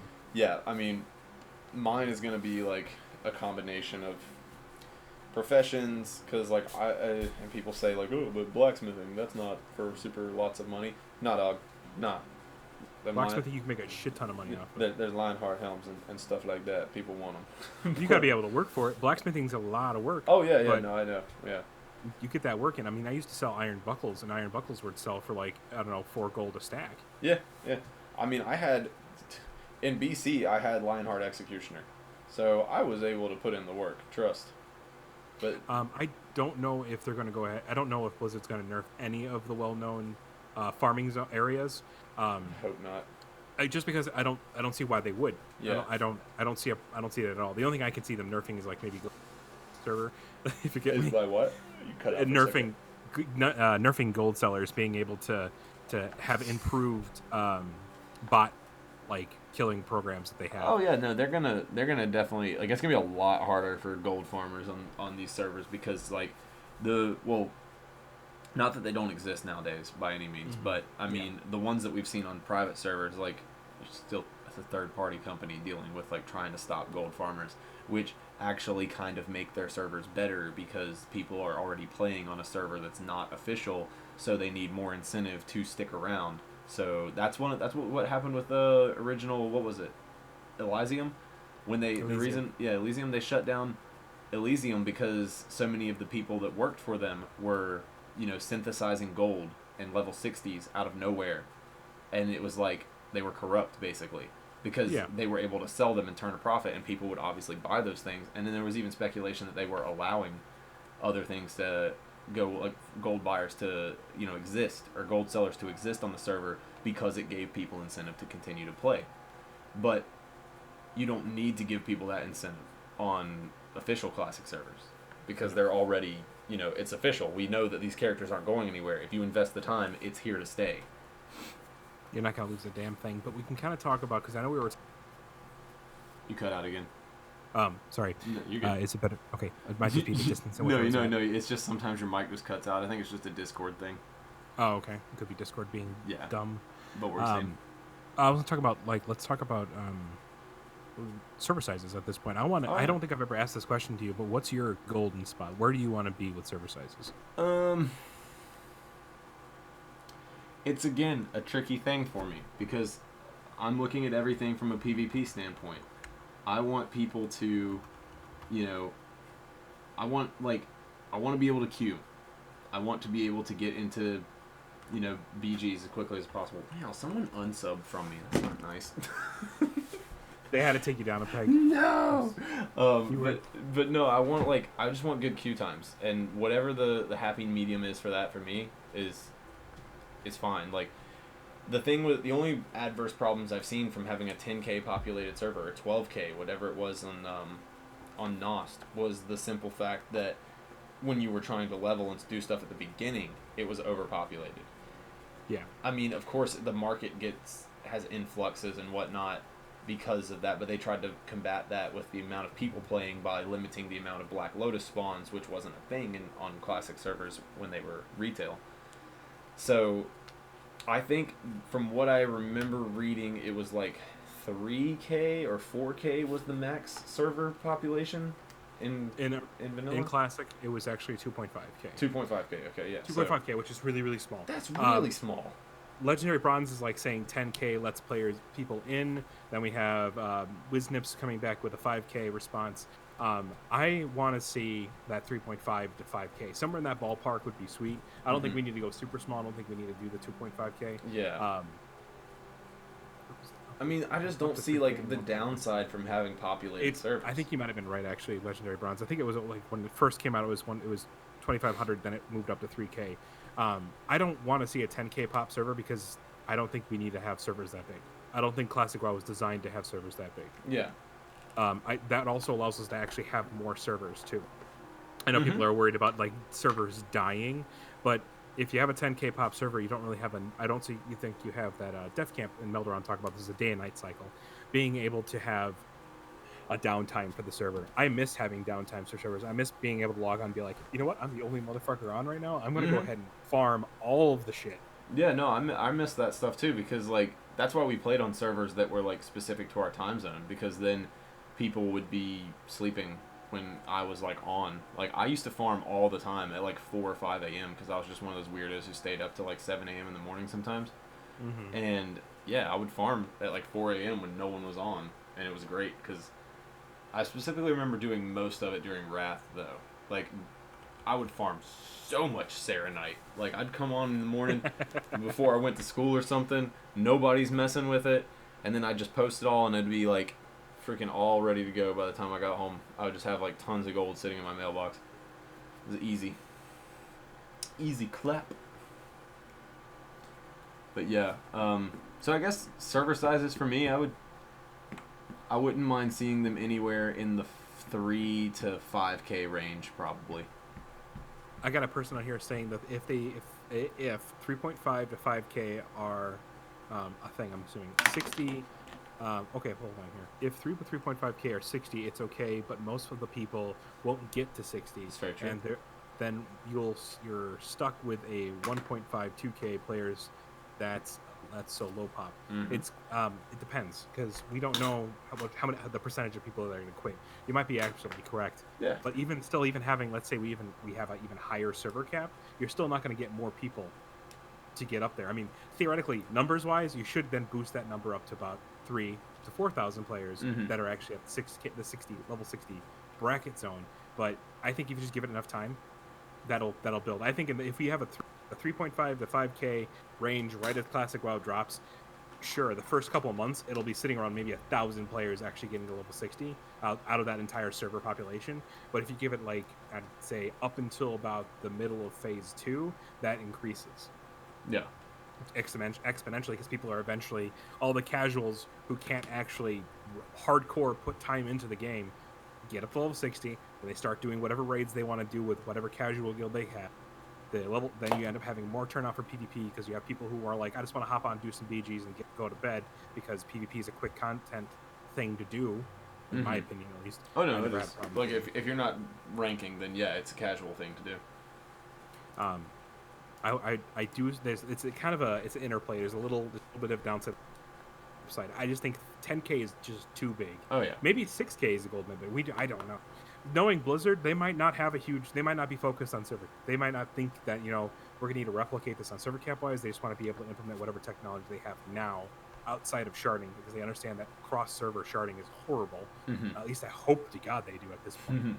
But it'll be something that'll be interesting to see as release date approaches and the more information we get because right now we only have the one blue post about itemization. Yeah. Well, the thing that they said about sharding, the only thing that they've said they might do with sharding is just the starting zones, which I don't think is a bad idea.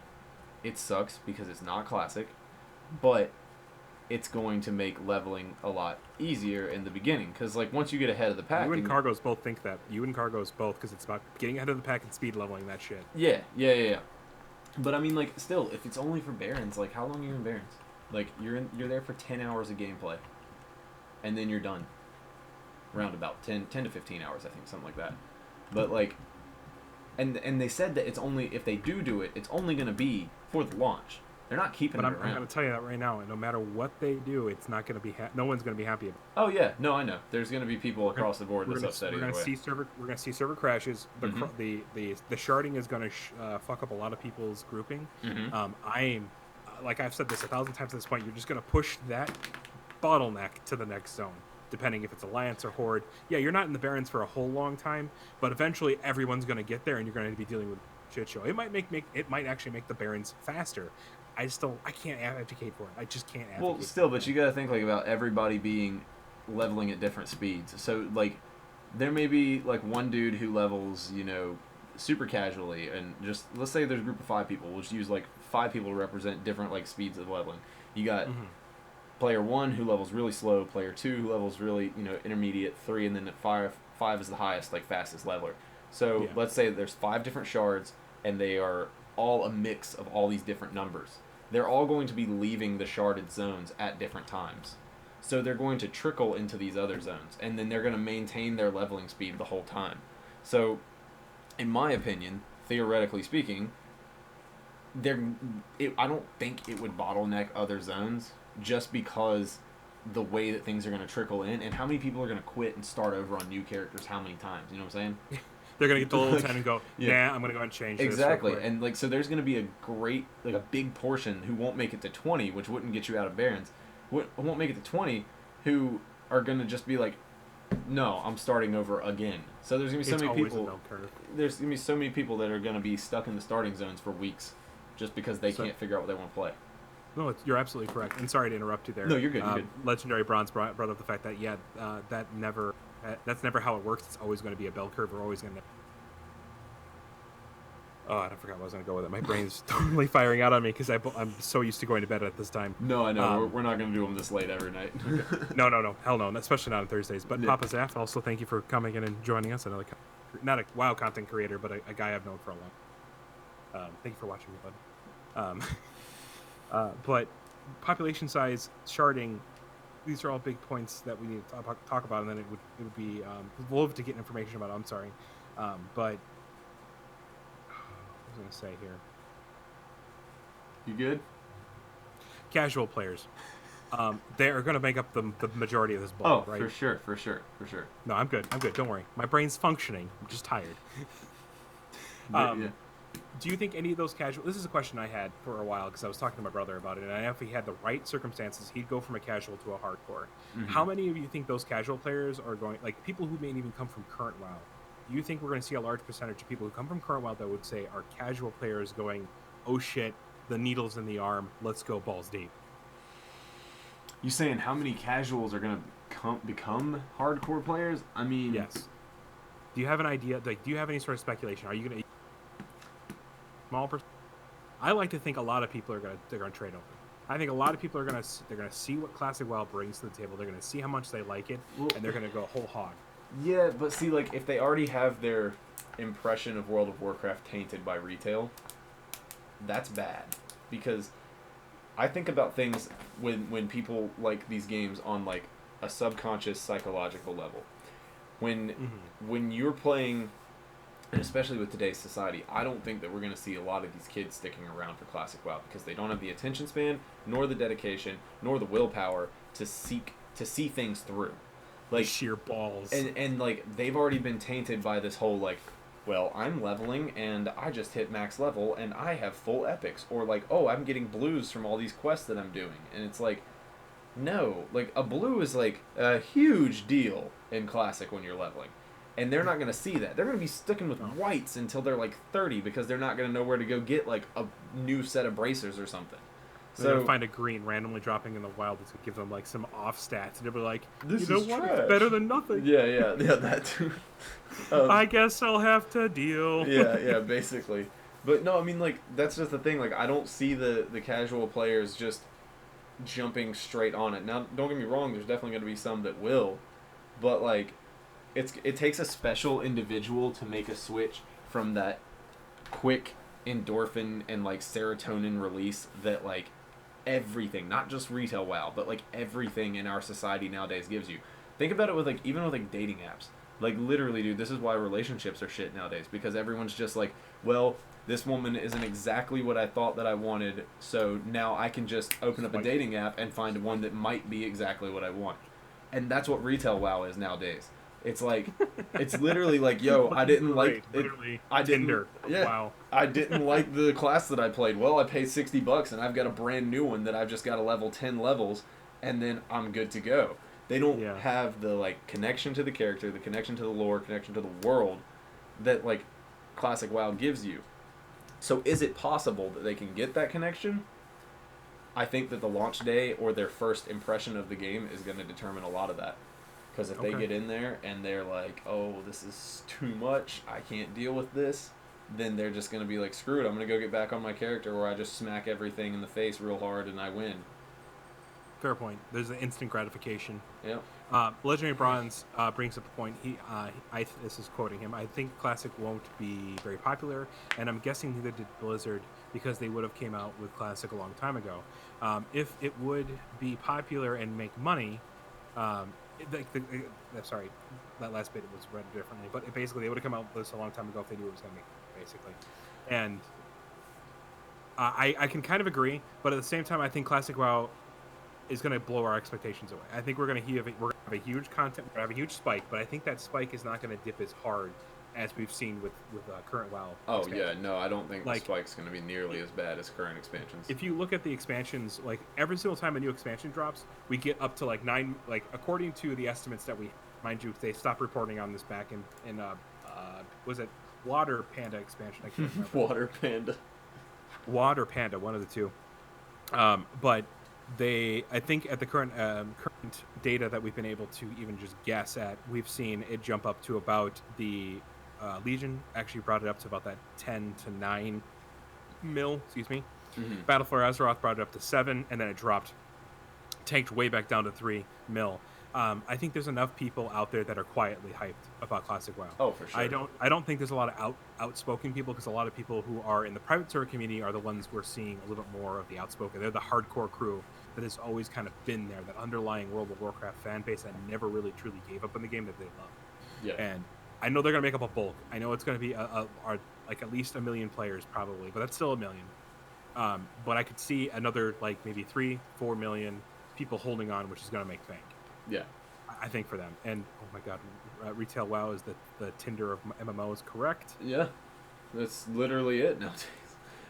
And people are saying even though it might be low population, servers might help for that. So there's less servers with population caps. Mm-hmm. Well, see, Sorry. No, you're good. My thought process on it is, like, I definitely think that, you know, we're gonna see that good spike. I don't think it's gonna dip like the other expansions go, but like, I don't think. So like the way that they make a lot of their money now is not just off of subscriptions. They have like these like stores and everything, but I think that because what I keep seeing, like I tell people this all the time, when I see them post stuff on Facebook, I see World of Warcraft post stuff like new content, whatever for World of Warcraft retail or whatever, and every single comment is people bashing the game.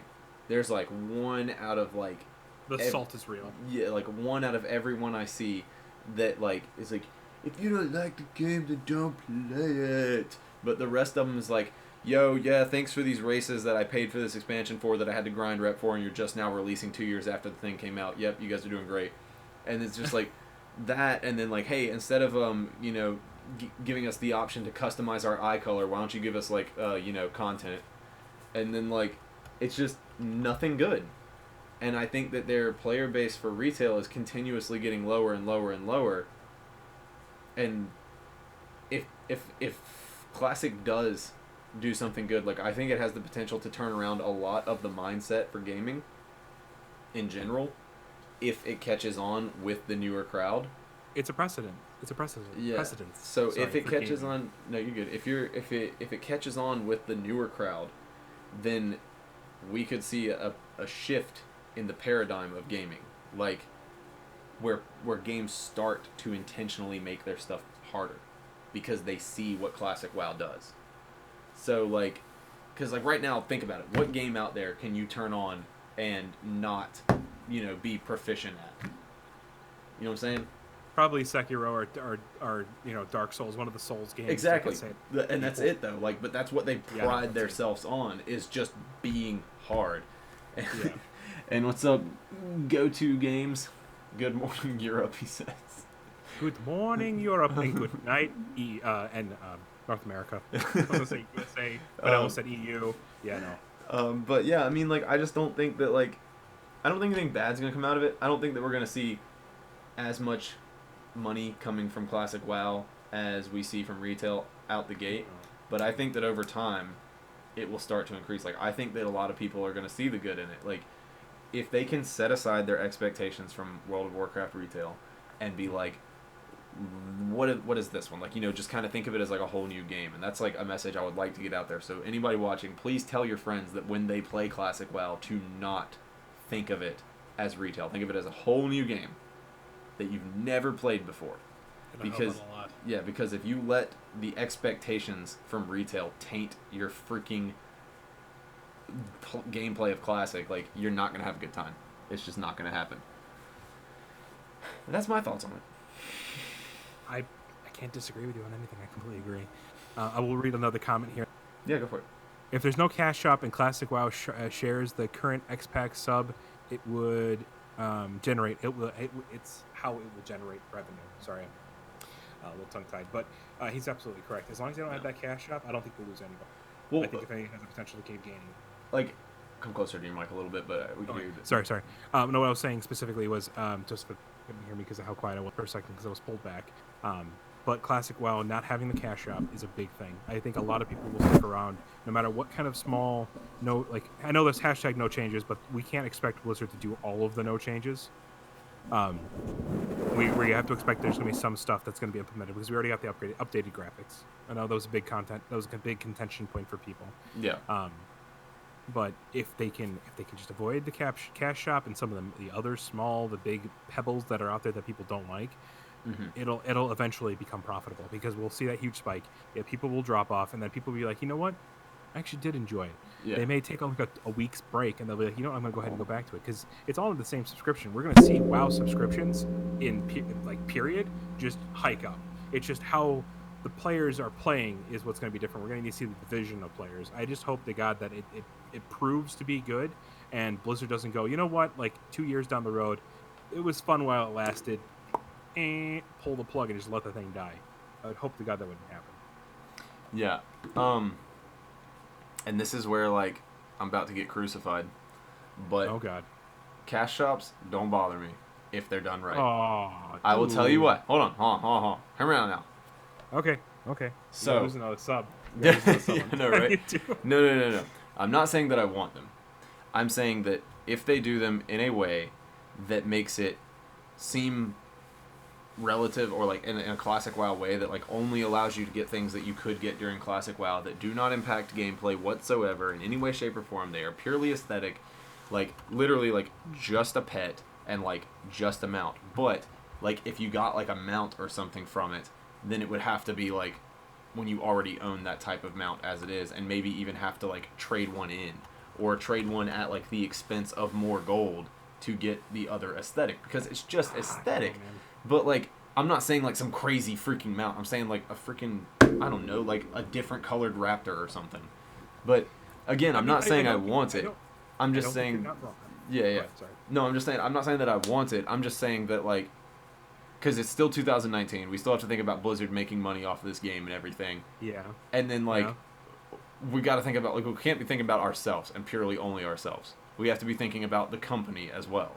I agree with you. And if that is something that they would have to do to make this logical to them as, like, a business venture, if that's all they're doing, just giving us some aesthetics at still a penalty to the player, I wouldn't be upset. Like, because I don't give a shit what somebody's riding around on their mount. Like, I don't care. Like, I'm going to play the game how I play it. And if somebody's riding a freaking... Like, Spectral Tigers, you could get those in Classic. But it was, like, at the end of Classic. It was, like, when it was actually in patch 1.12. That's when they introduced the trading card vendor. So, how are they going to do that? Because people are going to want that. I don't know, man. I don't know if I can get on board with the cash shop. No, I'm not saying I want it. I'm not saying I want it. I know. I get you. Yeah. But even the way the way in which you have presented you're very right about like why the fuck should I care about what somebody else is writing around on? But that cash shop is an excuse to add more. And and trust me, I completely agree that it's a slippery slope. No, none of that. No time tokens whatsoever. Screw that. Never in a million years. that could allow them the idea. Yeah. The problem with how the company works is they take an idea like the WoW token. They take the idea of itemization, like the way they have been presenting itemization, and how they trimmed stats down. They saw a minor improvement in gameplay because people enjoyed it at first, but they didn't see any of the ramifications behind it because they just look at it and go, well, this application worked. But it's like, excuse me, no, hold your horses. You took away a huge aspect of how the game actually feels on a class level. You've now just added gold farming in its own right, a different way. I can literally just, here's my money, let me just pay to win in some cases, depending on what gear you need right off the bat. Like pets and mounts never bothered me. They never have. But just, you know what? Don't have it in the game. Have it outside the game. Don't have that little cash shop logo on my toolbar. Oh, yeah, for sure. No, I don't want... I'll just be salty. No, yeah, like I said, like, the only thing, like, that I would want it in any capacity would be to mimic things that already existed in Classic. Like, because you could get the Spectral Tiger, I think you could get the Turtle Mount, and then there were, like, a few little pets that you could get in some capacity. But, like, no, nothing aside from that. But, like, you could still make money off of that. And, like, what if they sold Spectral Tigers for freaking $600 or something? Like, I don't, what a Spectral Tiger goes for on eBay right now. I remember they were $1,500 on one. That's what I'm saying. Like, there's people out there that would pay it. I know a guy right now that would pay for 10 of them and not blink twice. I don't... It's hard to want to agree with you because I just don't want to crucify myself. No, it's fine. You don't have to. Like, I get that I'm the anomaly on that, but like again, you got to realize that where I come from on like all this stuff is that like I'm just PvPing and I don't care what anybody else does. Like I'm just there to kill people, and like as long as you're not getting some kind of unfair advantage against me for whatever reason, then I don't care. I'm just there to freaking put it in some 2 holes and fill up my poop sock. What? No, your poop sock. You and your poop socks are us. Or poop socks are us. This is a store I'm gonna open. I need to just like start making some like Twitch emotes for like poop socks and what. It literally is just like an app. It's a thing you just slide up. It's like a jock strap, but it's got a sock coming up. Okay, I'm getting into too much detail. You got me though, right? Yeah, no, I got you. It's like a thing you just slide up. Oh my god. But yeah. Jesus Christ. Sorry, mate. Let's do some we're gonna wrap this up here in about 5 minutes. Yeah, something about that. We've talked about a lot of the stuff we had actually written down. Yeah, is there we any covered it all. topics in like the forums you want? Any what? Interesting forum posts on Classic WoW.live. Let's look real quick. Find something real quick. Forums. I know Graceless, my brother Graceless Elk put out a forum post on casuals. Sorry, I'm pulling away from my mic again. On casuals playing the game and casuals needing content created for them, and like they're honestly the bulk of the community. I know a lot of content right now is made for more of the hardcore players. Hey, thanks for the follow on Twitch there, buddy. Someone follow me on Twitch. Yeah. Noise. Oh god. Okay, let's see. Cargo's posted one. How and why to get Title Charm, and I remember that's a video. Oh yeah. Can't go over Title all Charm's that. really good. No, we couldn't go over that at all. 4 valuable PvP items. All these are just videos on forum. Come on now. I don't think we had a lot of people. You have to go to general discussion. Okay. Let's see what came up because there's a couple new posts there. There's one from 24 hours ago. How to add flair to your username, aka Horde Alliance classes. What? I don't know. Oh, it's like I don't know about that. It's literally just like how to make yourself look better on forums.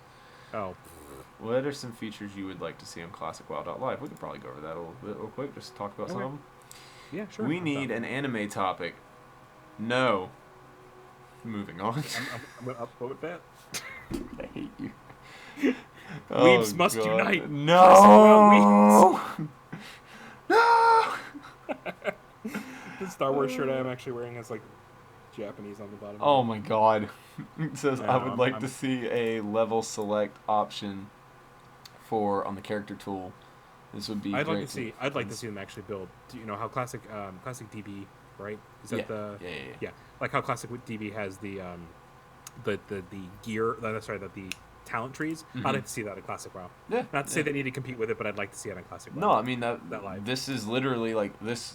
It would be better if this site was a database for all items as well, like literally exactly what Wowhead and everything else is, but just like not saying like, hey, screw those guys, but like friendly competition. Like I would come here over that, but that's because I'm personally invested in this community. Let's see, maybe a Good Morning Azeroth button. Just let us spam it so we can hear the intro over and over again. Good morning. That would be hilarious. But I see the way I first read that was having a button on the site to go check and see if the Good Morning Azeroth stream was up. Like instead, so like you could just know that like you could go Instead to of having to pay attention to YouTube or something like that. Yeah, that, and it would just take you to YouTube, or like have a section where you just click the Good Morning Azeroth, and then it brings up all the past videos as well, and then it's got the most current one listed first, and then if it's live, then it would just have the live one at the top. Yeah, that would be cool. That would be really cool. Go to you. Sorry, I missed a big chunk while I was asleep. We'll watch the VOD if you release it. Yeah, it's gonna go up as soon as we're done on here. It should just immediately be uploaded. It'll probably take a second for it to render or whatever. But yep, it'll be up on my channel here. Go to and yeah, for future reference, we're gonna be doing these on Thursdays. We'll talk about that again in just a second. Let's finish up on here. Okay, we can go ahead and finish up right now if you want to. Well, two more things on here. Let's see what these people said. Sort by post, not last answer date on forums. Blah blah blah. A complete list of quests located or associated with each zone in Atlas. Oh, that would be perfect. Yes. But then again, that's a little cheaty. But you know what? Screw it. Yeah, perhaps that atlas they have is. Yeah. Perhaps some blending of Joanna's leveling guide. We should see how he is coming on the Alliance guide. Well, here's the problem with Joanna's leveling guide. We heard that leveling was 35% faster on private servers, right? Yep. So Joanna's leveling guide is going to be pretty freaking off then. Even your speed leveling guide's going to be a little off too. Yeah, everything's going to be a little different. Like it's from the data mined information we got, it's like 35 to 40% faster leveling on private servers than it actually is supposed to be in Classic WoW. And I don't like if that's true, then I'm not going to be able to hit 60 in a week because I was already pushing it for a week because I was thinking maybe 5 days, 20 hours played. I don't think that's possible in the first week. If it's 35% faster, then I mean that would realistically look like what 7 days, 24 or 23 hours or something like that. So from the data mined, sorry, no, you're right. No, you're good. So Legendary Bronze, from the data mined information they have gotten, the experience granted from quests and mobs has been skewed. Like I've been trying to say this for a while. The information on private servers is incorrect. Mm-hmm. All of the data values, how all the mechanics work, how all the spells proc, none of it is as accurate as we had thought it was. Now, don't get me wrong, there are parts of it that are accurate, there are parts of it that actually based off the real thing, but a lot of it's backwards engineering. Mm-hmm. A lot of it's like just them trying to troubleshoot how it worked and trying to make it work. So from what we've found on the actual so we're looking for the alpha they just dropped. There you go, the alpha data mining stuff that we just found. It shows that the XP values are skewed about 35 to 40%. So leveling is going to take you a lot longer. Yeah, and Cornell, yeah, no, I completely agree. Joanna's guide is very helpful, and there will be. I mean, I don't think it's just a little bit more grinding though. Like it'd be a lot more grinding because like for one, I was having to grind more than it said I was having to on Joanna's guide. And I get it because it's different. Like, you know, if you're killing X amount of things or whatever, it starts to add up whenever you're not, like, killing as much as he was during that point of the guide. But still, like, 35%. Like, think about how much grinding that is. That essentially means you need to add 35% of your leveling to grinding. Now, we know that XP increases exponentially as you level up. So that's essentially, rough estimate, grinding from level 50 to level 60, purely grinding, spread out over the course of the entire thing. So I mean, yeah, it's definitely it's definitely going to help because it's just going to give you some kind of direction to go with and whatever.